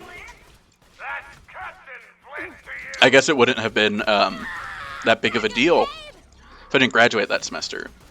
I mean, it would have sucked because all my friends in geology were graduating, or, you know, a lot of my geology friends were graduating because we were a very small department, so we were kind of a big community, so, you know, we were all friends, but a lot of us were seniors and graduating. It would have sucked not to graduate with them. However, what made it very stressful for me, my parents live in Germany, and my mom flew down from Germany in the midst of the pandemic just to see me graduate. So there was a lot of pressure on me there. And, you know, she kept telling me, you know, it's okay if you don't. I'm just glad to see you in person. Like, regardless. My dad used to be in the military. He was a Marine for, I think 24 years? I don't remember, but he was a Marine for quite a while. Then he retired and then started working for an insurance company, decided he hated it, and then found a job working with the government in Germany. So that's how they're there now. I'm currently in the process of getting vaccinated so that when Germany opens up to travel, they can fly me out. I used to live in Germany. We lived there for 4 years. I grew up in Europe. I loved it. I still consider that like my favorite place that I've lived. It's such a different culture. And everyone there is just, I don't know. I just really liked it. A victory achieved without suffering is no victory at all. Another reason I want to go back is because up until I was 11 years old, and I'm 23, so a little less than half of my life, I was a vegetarian. And you know, I pretty much only ate French fries, so I really want to go back and try all the food there. Like, you know, I've had a schnitzel, but not in Germany. This was after the fact. My mom made it, and it was really good. I'm not sure how it compares to like actual schnitzel, but I would love to try actual schnitzel. In Germany, they have this thing called you've lived in most of Canada. That's cool. I've never been to Canada. I've always wanted to go. It just seems like a really neat place, and I definitely enjoy colder climates more than warmer areas. You think it's a terrible place?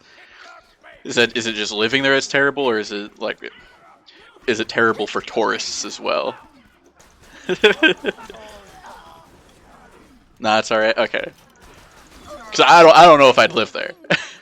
I'll get that right out. But I would. It's definitely a place that I wanna visit eventually. But Germany, they have this thing called the Chicken Man, and it's kind of like an ice cream truck, except instead of ice cream, there's just racks of rotisserie chicken in the back. And to me, that's magical. I don't even like rotisserie chicken, but the idea of it, We can talk this through, right? Here, I'll do it. take me. Buy a plane ticket and I'll show you around. It's a really cool place, and you know, it's beautiful too. Boy, Claptrap, beating you up makes us feel really good. I know. That's strange, and that like this have them But Claptrap, you're a robot. like German, where they just exchange students. Is that something your school did, like pretty often?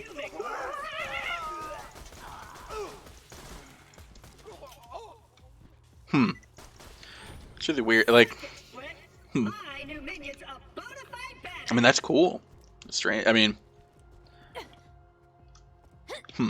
were they nice? Because like, did you get along with them, or were they kind of bastard? Yeah, I figured.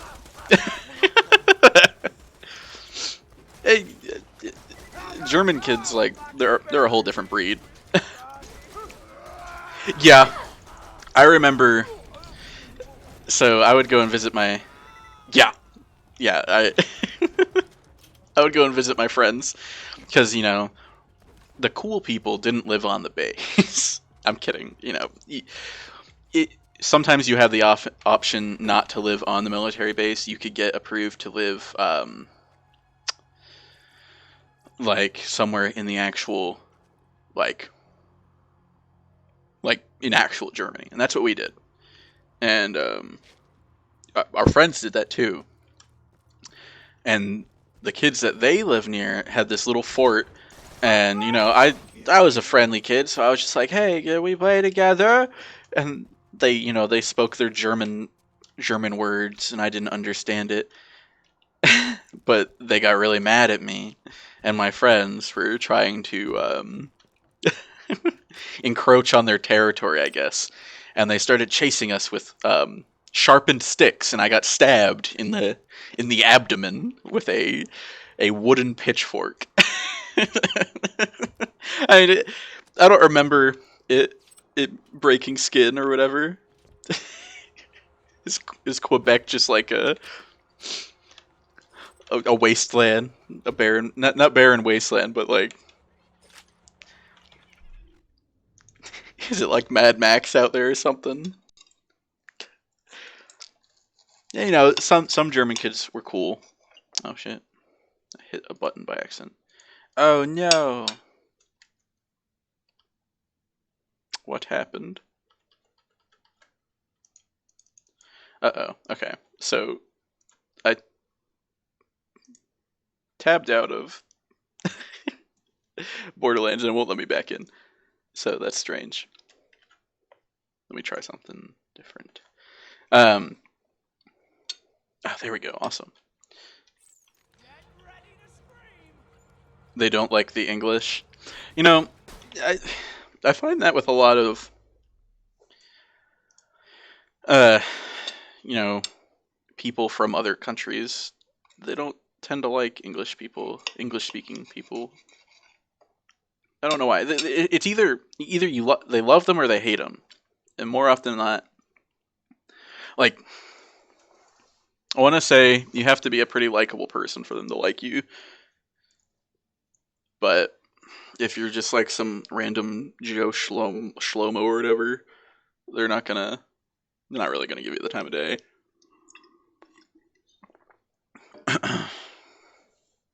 I mean, who isn't, to be honest?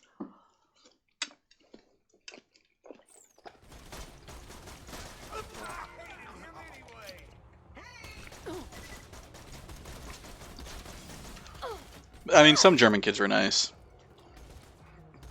Um, it tended to be the ones that were like in their later teens, the tween Germans, German kids. They're always mean.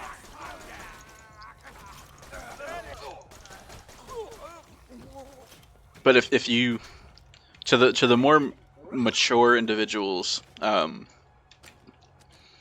in these foreign countries, they definitely saw you better if you made an effort to like learn the language or culture. Like I could I would just very poorly speak German to them, and like their entire attitude would change, and they'd be like, "Oh, you're kind of cool now." I know that's my mom, the people she hangs out with in Germany. They're definitely impressed with her when they know when she knows German words or can translate something into from German to English or English to German for them.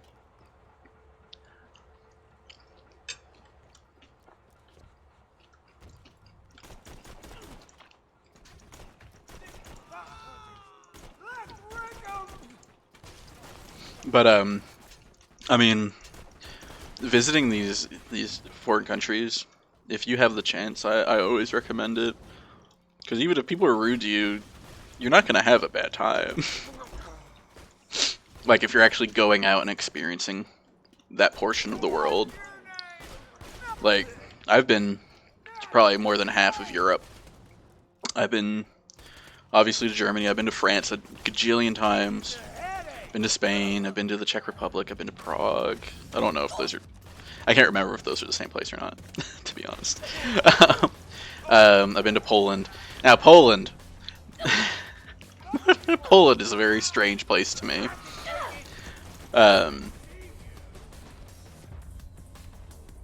No, I have not been there. Poland, though, that was such a bizarre experience. No, yeah, I've never been to Canada, so I went to Poland because we were volunteering. We were doing like landscaping and then spending time at an orphanage. We were like helping out orphans. But the orphans just bullied us the whole time. I remember they pinned down one of my friends and made him poop himself. Made him shit himself. I mean, I don't know. I'm not gonna say his name, obviously, and I don't know if he'd be happy about me talking about this. Yeah, angry Polish orphans. Like, I mean, far be it from me to like assume or expect a certain I don't know, attitude from someone like that, but that just seems so disrespectful. She just, I don't know. Like we were landscaping, we were spending time with them, we were trying to, be good people, and they did that. And then the locals, there was one woman, and I have no idea what this means, but she just looks at our car and goes, I don't know what that means. I can only assume that's some form of insult. But we were driving and we were on our way to a restaurant. We were just eating out, and I guess this is just the side effects of a post-communist country, but the restaurant was just a concrete box with lawn furniture in it. And I remember it specifically because they were playing Gangster's Paradise on the radio in there. I don't know why, that's why I remember it. It was such a bizarre experience.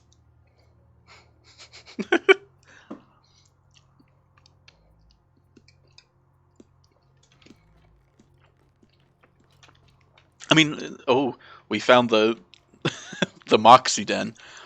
But I mean, obviously, you know, not all of the. Oh no, what happened? Obviously, not all of the orphans were bad. Not all those kids were bad. Some of them were really nice. They had livestock there, and they taught us how to handle them so they wouldn't abuse us. Like they had a goat, and they were just like, yeah, he's gonna charge at you. So if you just grab his horns and throw him, yeah, that'll make him stop. So if the goat ran at us, we grabbed his horns and threw him, and he stopped messing with us. But there were just a group of them that were just little assholes. Protect me, Squire! I have already killed everything. I guess not.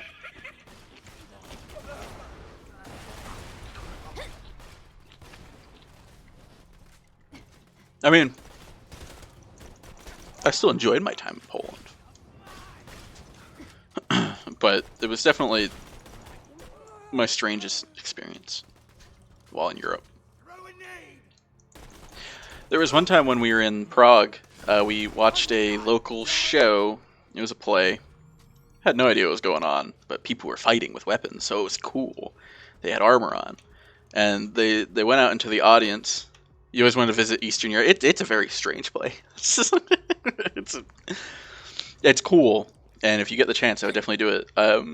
Be very cautious, though, because it's not always the nicest place. But we saw this show, and then I can't understand what they're saying. They're speaking another language, and I'm, what, 7 years old? They start going out into the audience, and they're like looking through the audience, which is just people like in folding chairs. And they come to me, and they just like grab me, and they're like, "Hey, come on, let's go up there." I'm assuming that's what they said in their strange language. But they're sitting there talking to me, like whispering in my ear, like what's about to go down. And I'm sitting there just like, sprechen Sie English? Because that's how you say, like, do you speak English in German?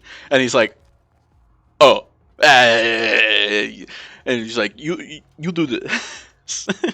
And he hands me a spear. We're on the stage at this point. He hands me the spear, and he's like, stab. And he wanted me to stab this big guy, so I stabbed the big guy.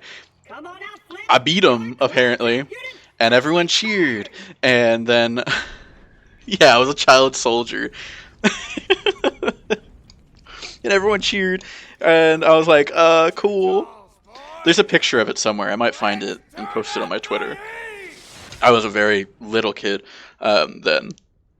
And then, you know, we all, like, lined up and bowed and whatever. And then the princess in the play, like, kissed me on the head. And, like the top of my head. I felt so cool.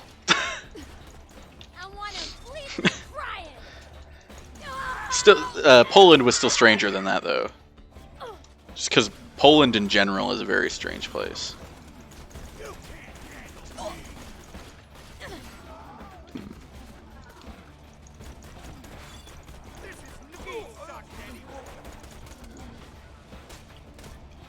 What does this grenade do? What is this? I know it's legendary, but what is it called? It's okay. My favorite grenade in this game is the fastball. It's just so fun to me because it explodes on impact and it does like a ton of damage, but like it goes super fast, so you have to like get a direct hit on someone for it to work, or it's gonna fly past them. But I love it. Sorry, I'm still eating dinner.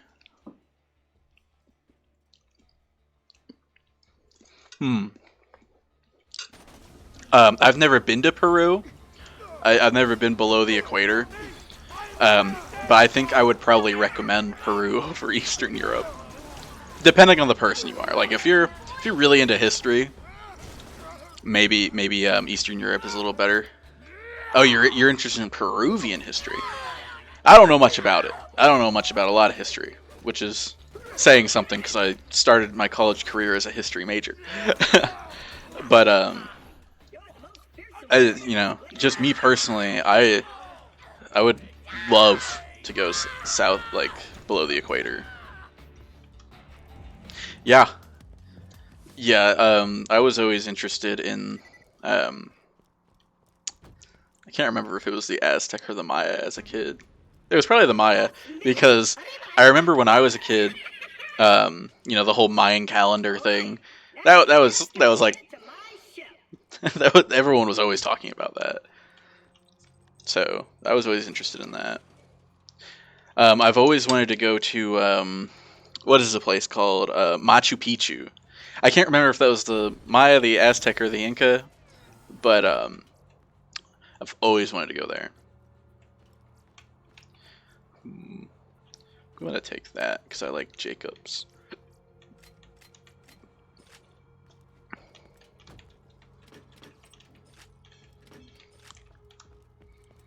I definitely respect history and the people who delve into history, but it's not for me. Ooh, interesting. I just think it's pretty.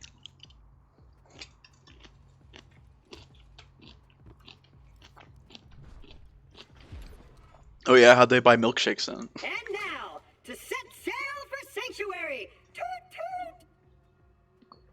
Let us set sail!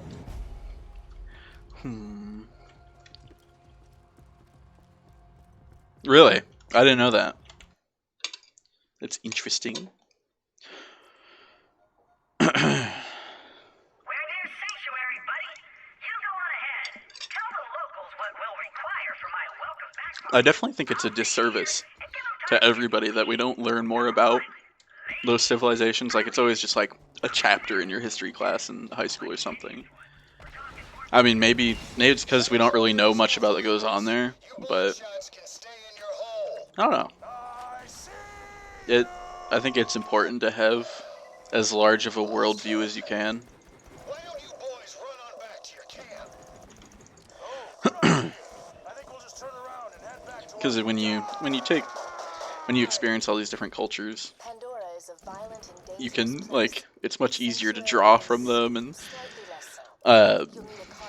apply it in different points in your life.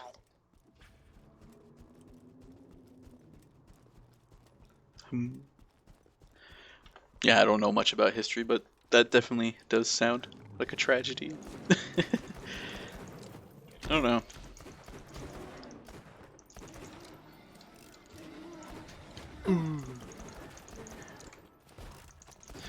It's just really interesting to see how different cultures handle different issues, and I can't think of anything off the top of my head that I would use as an example.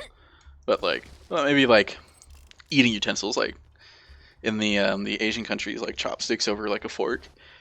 I don't know. I just find that interesting, like different solutions to the same problem.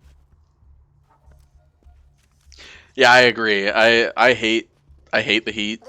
I'll deal with it, but I'm definitely the kind of person who would much rather bundle up than take articles off. Oh, sorry. Darn it. A man named Scooter controls these catch-a-ride machines. He may be short a few chromosomes, but he's a savant when it comes to vehicles. He's locked the station to prevent the bandits from using it, but I'm reading an inactive Hyperion mod at the Bloodshot camp. If you can attach its interface adapter to the engine, I can hack the machine and get your car. You know, I remember seeing like a stupid meme as a kid saying that like, cold versus hot climates, that you can add as many clothes on as you want, but you can only take off so many before it becomes illegal. And I've always used that as my argument towards hot versus cold climate. But like even Even when you do like, strip down a bit, it's still super uncomfortable. Like being at the pool is fine. Pool or beach, well, the beach can be pretty uncomfortable because of sand. But I don't know. I don't know.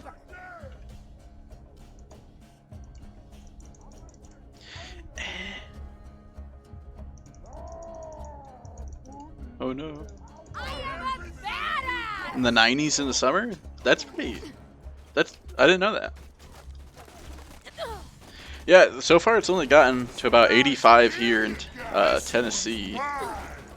Not gonna say where in Tennessee though. But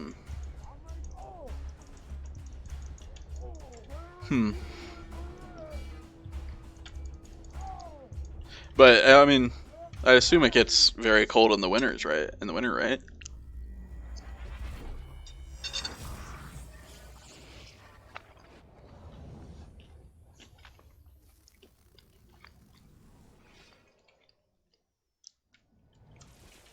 The Hyperion Corporation respects all forms of life, so long as they pass a credit check. Jeez. Murder time!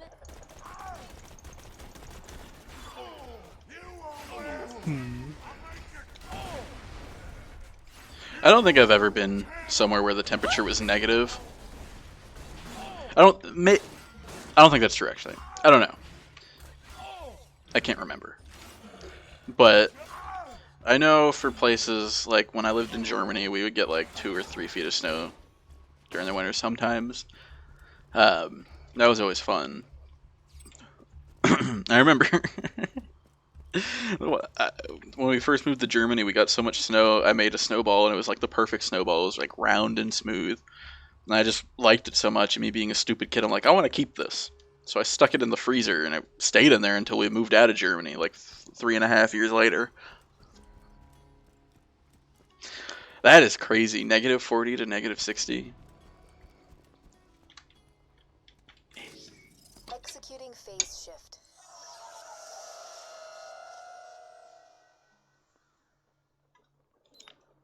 Rescinding lockdown. Wait a moment while I hack the catch-a-ride. You'll find better merchandise anywhere else. I made sure of that. Authorized user accepted. Enjoy the ride. Tell your Cool. Try requesting another car. What camo do I want? I don't want that. Well, maybe I do want that. I was trying to see if there was a pink one anywhere, but this one's fine. Ha! Thanks for using Yeah, catch a ride. I can imagine that. Real charmer, that one. You should have... Great. Now head to Sanctuary and find Roland. He'll want to meet the Vault Hunter who stared down Handsome Jack and lived.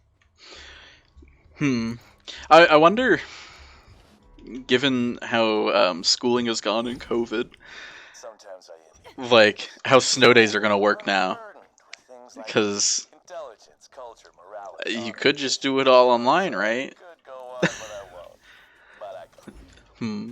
Maybe I shouldn't say that. I don't want to give schools any ideas. Dignity. I almost forgot to mention dignity.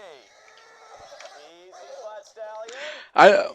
I would hope that it would stay the way it is, just because snow days are very much a cultural thing now. It's like, oh, there's snow out, no school, this is awesome, and I definitely feel like that's something like every kid should experience. Oh man, his face! Everyone who's Dinkwasiki. Yeah, I mean, and sometimes it's a much needed break. Like at my college, there was earlier this year there was like that huge freeze or whatever, and we were out of school for a week during, a semester, like a hybrid semester where things are online. What am I stuck on? But yeah, we were still pretty much all of my classes were online, but we didn't have anything because of COVID. Not COVID, because of the snow day. This is snow days. So I'd hope that it just becomes like a cultural thing, like like it is already. But that would be very sad if, kids could no longer experience a snow day.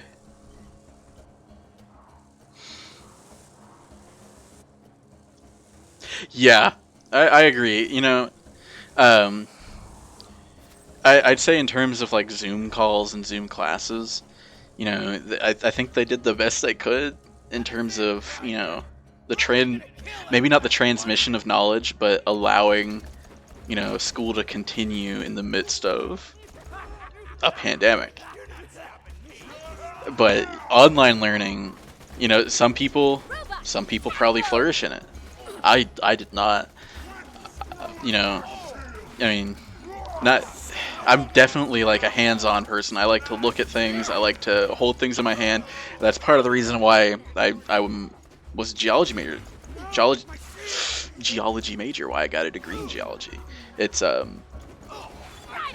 very much an applied science, and like it was very hard because I was a TA. I taught labs. It was very hard teaching these labs, on rocks and minerals when, a lot of people couldn't come in.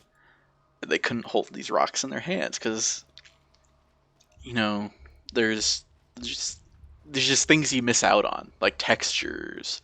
Like a sandstone and a mudstone feel a lot different. Yeah, not everyone can do it. I struggled my way through it.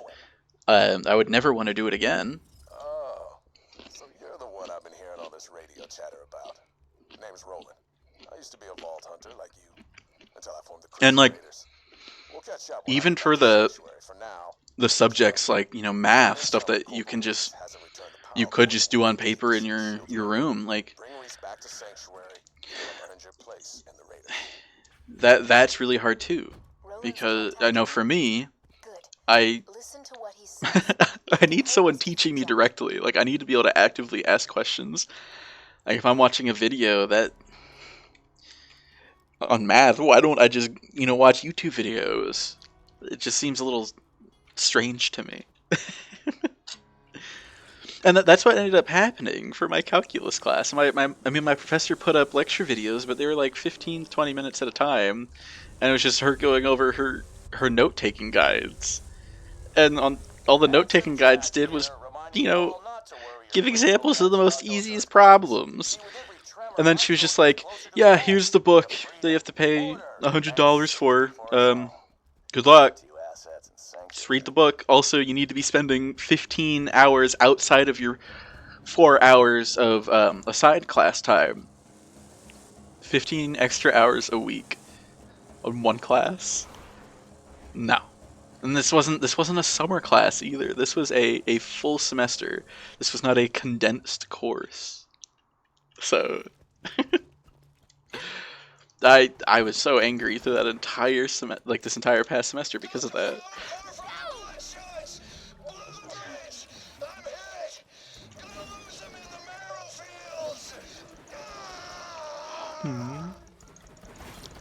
Yeah, COVID's been tough on everybody, I guess.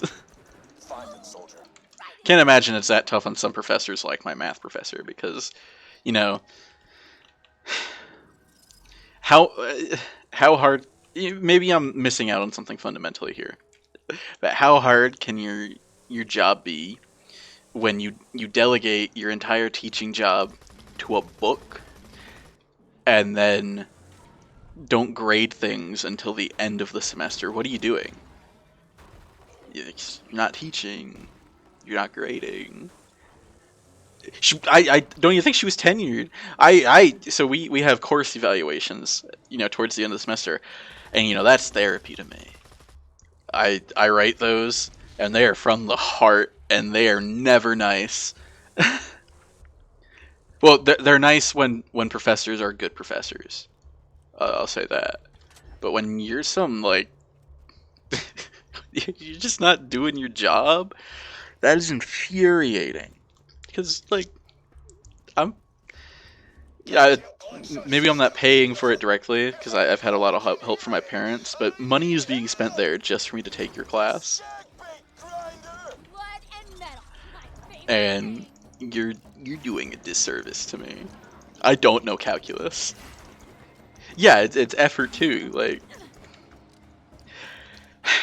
I think it's right, right, and that was it. Also, because this was my last semester, and the idea that one class that I didn't even need was going to hold me back from graduating, that infuriated me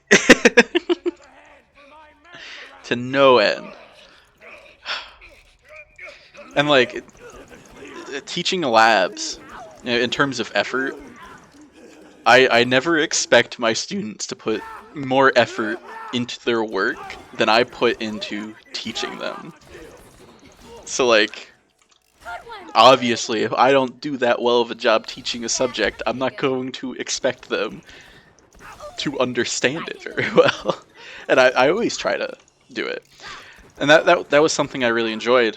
The one thing I enjoyed about COVID in terms of teaching labs, um, you know, this past semester they had the option to do it online, and most students did because they're like, oh, I can just Google the answers, and that's their choice. Obviously, if I caught them doing it, I had to and would do something about it. But there were always a couple of kids that would actually come in and do lab, and it would never be more than like 4 or 5 people. But there's a little bit of beauty of that, because one, those kids actually care about their grade. They're genuinely interested in the subject, and when a student is genuinely interested, like I don't know if someone who hasn't like taught a class could understand this, but that is so refreshing. But in terms of small like groups, like teaching small groups, again, I'm a hands-on person, so that gave me the ability to be a little more what's the word I'm looking for? A little more personal with my teaching. Like what we ended up doing is I would just sit down with them and we would just go over it together, and I'd be like, this is what you have to figure out based on this information I gave you. What can you tell me about this rock and why it would be this thing over the other thing, rather than what I would normally do is, tell them what they need to know, give them the information they need, and say, just say I'm here for questions, because I can't focus on like a classroom of 30 people. I can't just sit down and go over it with them. Yeah, they really do. One of my favorite professors in college, she taught so well because she took that idea of sitting down and doing it with you. Like she was able to do that for an entire class. And granted, I'm trying to figure out where to start with this. We didn't have that big of a class, granted, but what she would do is like we would learn about geologic environments, and she would just grab a marker and get to the board, and from the bottom up would recreate this environment and how things form in it, just drawing it. And she just did a fantastic job explaining it. One of the best lectures I've ever had. I learned that it was easily my favorite class, and I was someone who focused on environmental and climatology stuff. So like climate science. That's what I focused on. That's what I did my senior thesis on. But taking exploration techniques, which is like oil and gas and stuff like that, kind of the antithesis to climate scientists in terms of goals. Like she had me really enjoying that subject material. Like I thought it was really cool, and I considered it as a career path. I'm still considering it, to be honest, but I don't know. I don't know. I definitely need a break from geology.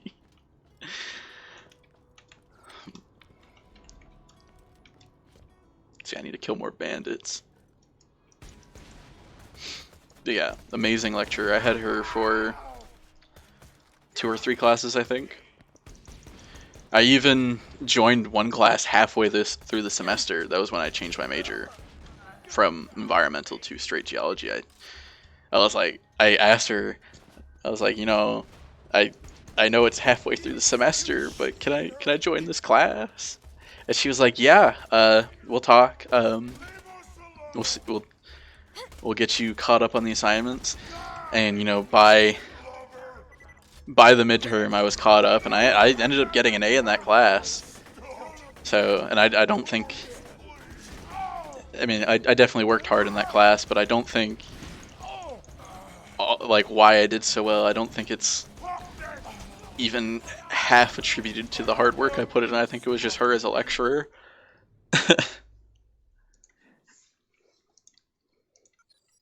Yeah, yeah. There's some parts about college that are really tough.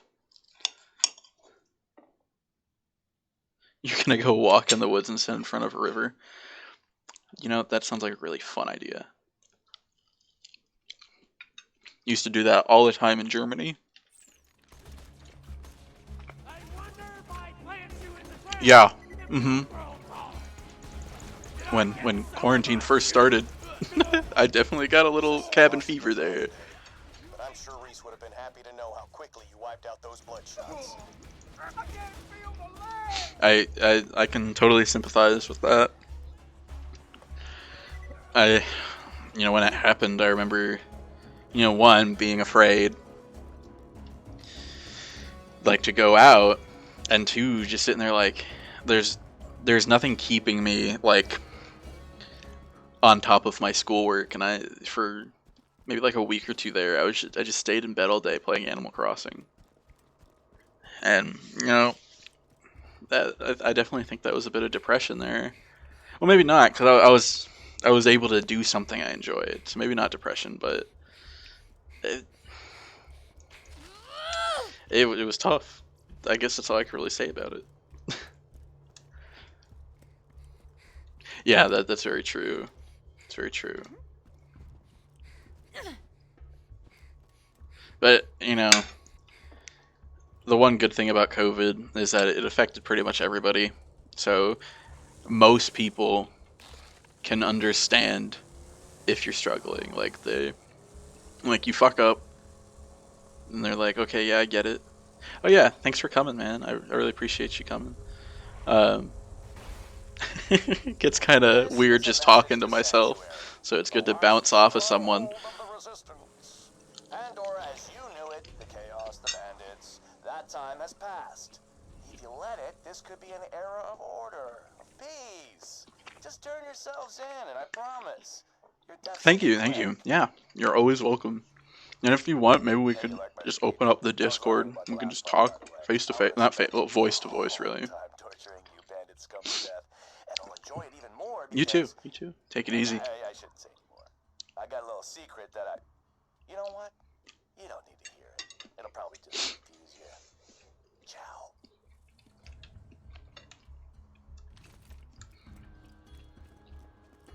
Roland, is that you?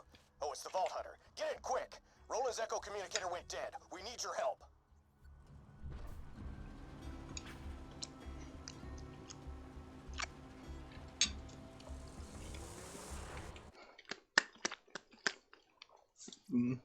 Delicious food.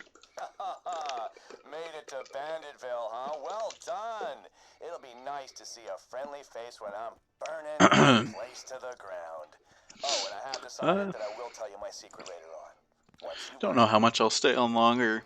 I've been streaming for about 2 hours now, which is typical for me, I guess. Seems a little early. I don't know. Might just stop playing Borderlands and chill out. Play some Magic, maybe. Getting a little... I wouldn't say bored of Borderlands. Just... I don't know. kind of done playing it for right now. Good. That ought to last us a day or two. So yeah, We're supposed to bring why don't I go ahead and just save here Jack. or whatever? Jessup. And I'll play a little bit of Magic and see where that goes. Let's do that. Let's see. Can I change the name of my stream real quick? I'll just add and MTG.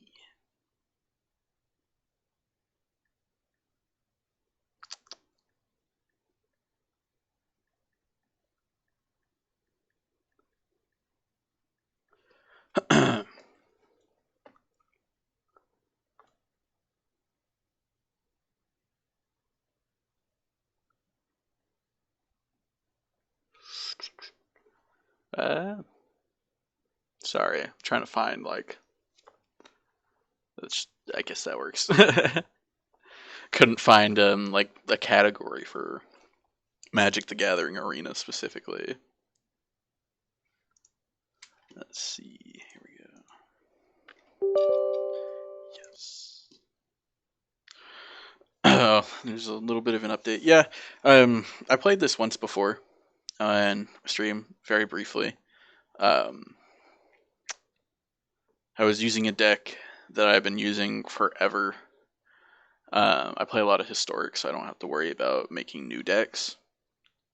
Because I like having a bigger card pool to use. I don't like to be constrained.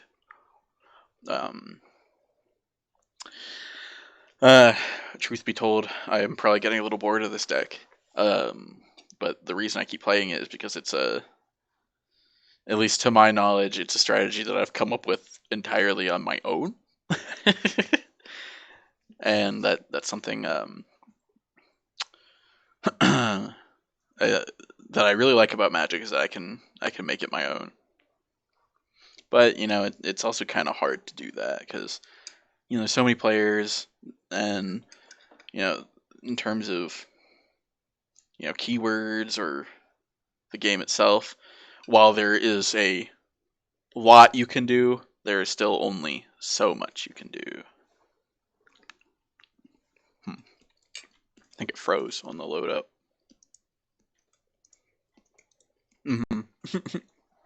It crashed. Let's try this one more time.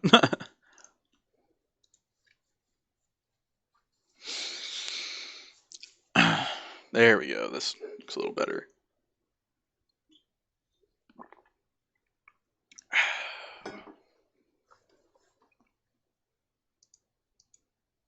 And it crashed again.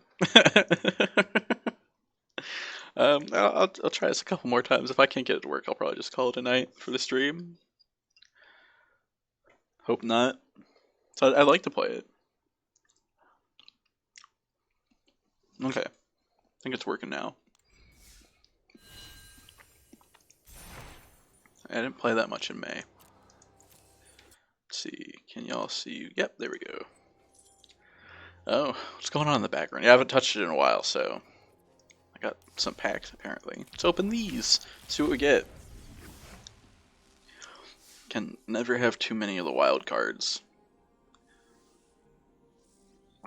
I think it'd be neat if you could like combine some of the like commons or uncommons to get rares or mythics, because I always have so many of them and I never use them. Because commons and commons and uncommons are so easy to get because they're common and uncommon for a reason. Oh, that's awesome. It's a little stupid, but getting a wild card like this can be a little disappointing to me because I'm like, oh, what can I get? And then I get it, and I'm like, oh, it could be anything.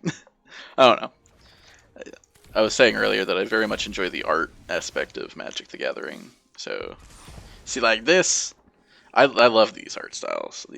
Like, in past sets, the alternate arts haven't been the best.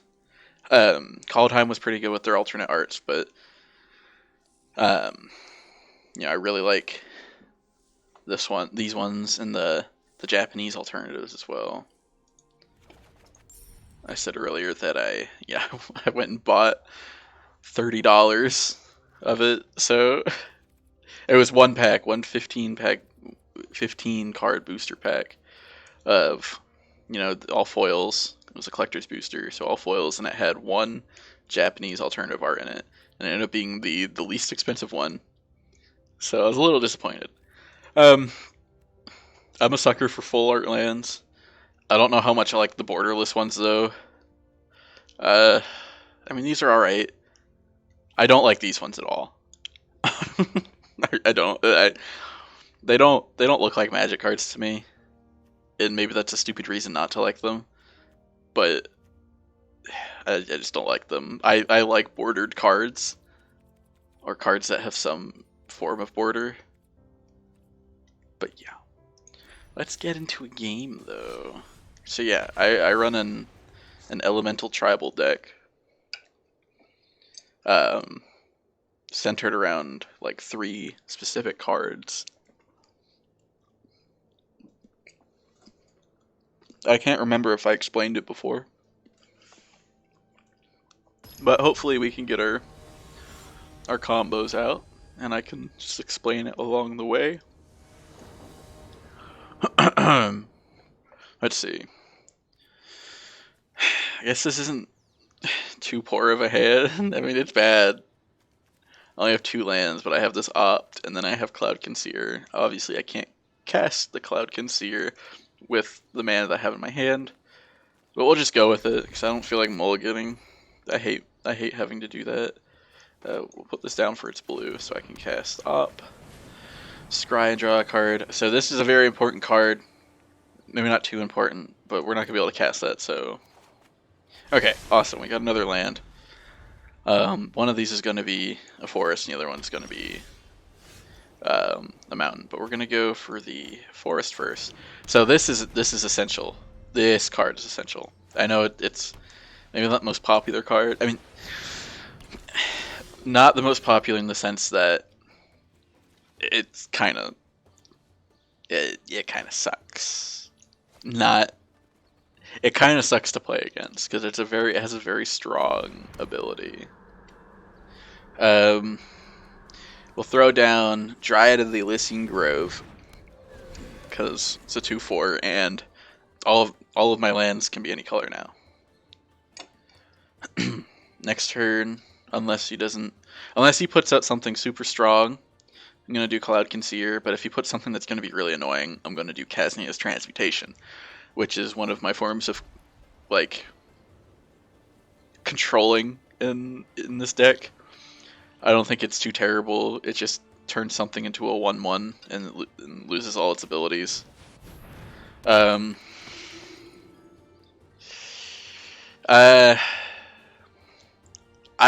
probably put it on that eventually. Okay, so I hate this card. I have decked myself with this card, and I might take it out. I replaced a Pack Beast with it, but it's just so good at card draw. Yeah, I brought that out because they both let me draw cards, and if I put that one down first and then I put this one down, I'll be able to draw 2 cards. But if he puts out an Ajani's Pridemate, which I'm pretty sure he is going to, I'm either going to put... I'm probably going to put this on the Ajani's Pridemate now that I think about it. But I really don't want to deal with that. Because every time he attacks with a white creature, he's going to gain 1 life. I didn't attack because I can only attack with Dryad of the Elysian Grove, and if he truly wanted to, he could sacrifice these 2 to kill it. Okay, I might put Kasmia's Transmutation on that instead, now that I think about it. Oh, this card is my favorite card in all of Magic. At least right now. It's so good for ramp and for land-based decks.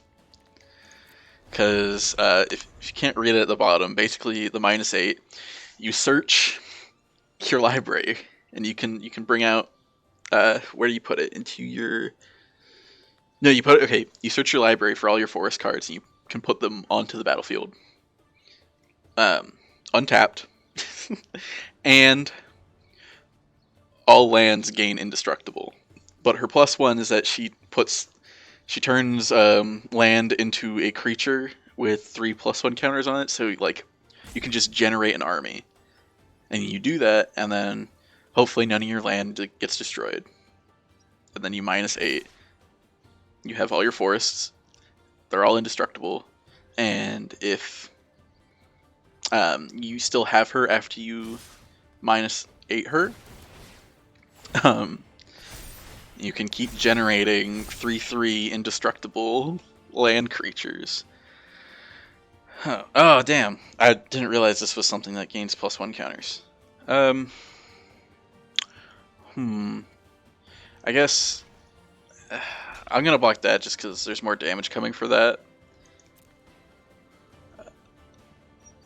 Oh no, maybe he has. Oh, he's not tapped out. He's probably gonna give it a plus. Yep, that's what I thought. I'm stupid. I should have blocked Leonin War Leader. Oh well, you live and you learn. I haven't played the game. I haven't like played this deck in a while, so.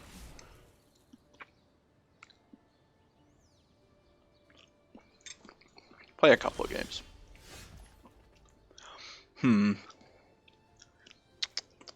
Tangled Florahedron or Cloud Concealer?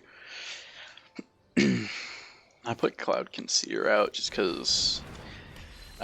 Maybe I should have put down Tangled Florahedron. It doesn't matter. It really doesn't. Okay, now it really doesn't matter. The only reason I have Snowlands in this deck is because I like the art. See, this is how I like my full art lands. Like, I think the border around that makes it look really cool. But to each their own, I guess. So for my next turn, what I'll probably do, put down Thassa so I can bounce Cloud Concealer and get a lot of cards.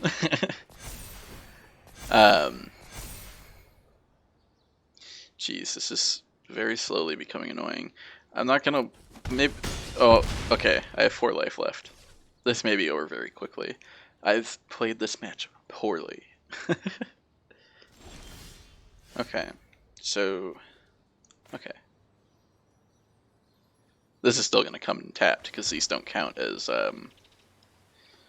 what do they call it? I don't remember. Put her out. Not that it's gonna matter. I'm gonna die anyway. But I won't forfeit. Because that's just rude. Oh boy, another Thassa. Huh, I'll just... Doesn't really matter. I'm gonna lose this match. I swear I'm not usually this bad. I remember the last time I played Magic, I didn't win any games. I guess, you know, whatever, I'm not gonna block Moon anyway. I guess this deck isn't the best optimized. Like, it's not optimized very well. I really like it for how strong it can be, and it's random factor, because with Mirror March that can on a dime turn the game around. It has in the past. This one guy, his strategy, somehow he got 600 like 1/1 soldier tokens out, and then 600 4/4 flying angel tokens out, and he was going to just absolutely body me after my turn. But my strategy lets me deal direct damage to any target, including him. So I just did that, and then Mirror March, you know, amplified that a bit. This looks a little more promising. So I'll put this forest down. I can immediately put out this, which will give me 3 life. And it's just immediately stronger than him because it's a 1/2 versus that 1/1. My next turn. Oh. Okay, he's generating shit pretty fast. I'm going to put this down because I don't have any red things cast. I'm going to put down Tangled Florahedron. It's an elemental that lets me tap for 1 green, but I could have also put it down as a land. So it pretty versatile. I think in this deck I have one forest. One forest. Which kind of makes half of... Oh, that's stupid. It doesn't really matter.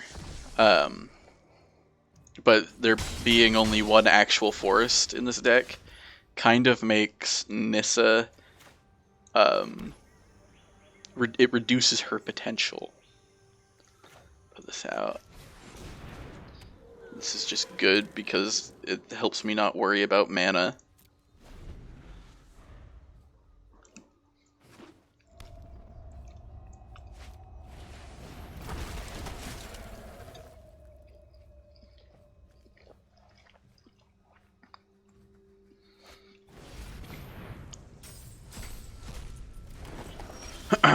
Okay. Now I'm gonna put out... Damn. Yeah, I'm gonna put out this. Hopefully I'll get a good card from this draw. Land's not bad. Can never have too much land. Well, maybe you can, but... this is another one of my favorite cards. Easily the best green. It's not really a counter, but... it's very useful in terms of removal. Because there are some fucked up enchantments and artifacts out there. Yeah.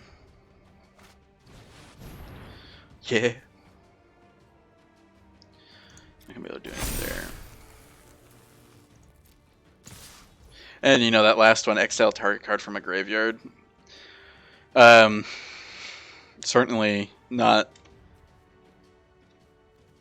I mean, it doesn't really get used that much for me. But I have used it occasionally.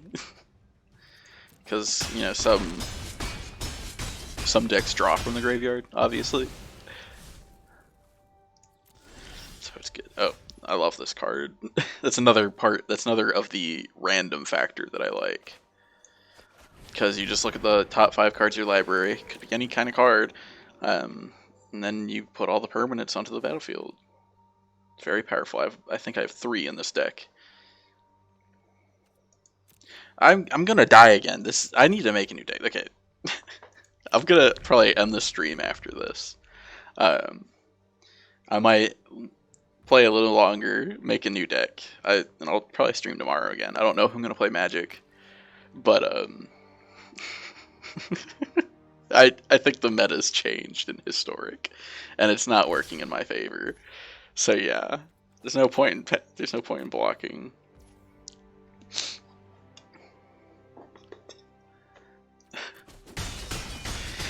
But yeah, thanks to everybody who came to the stream.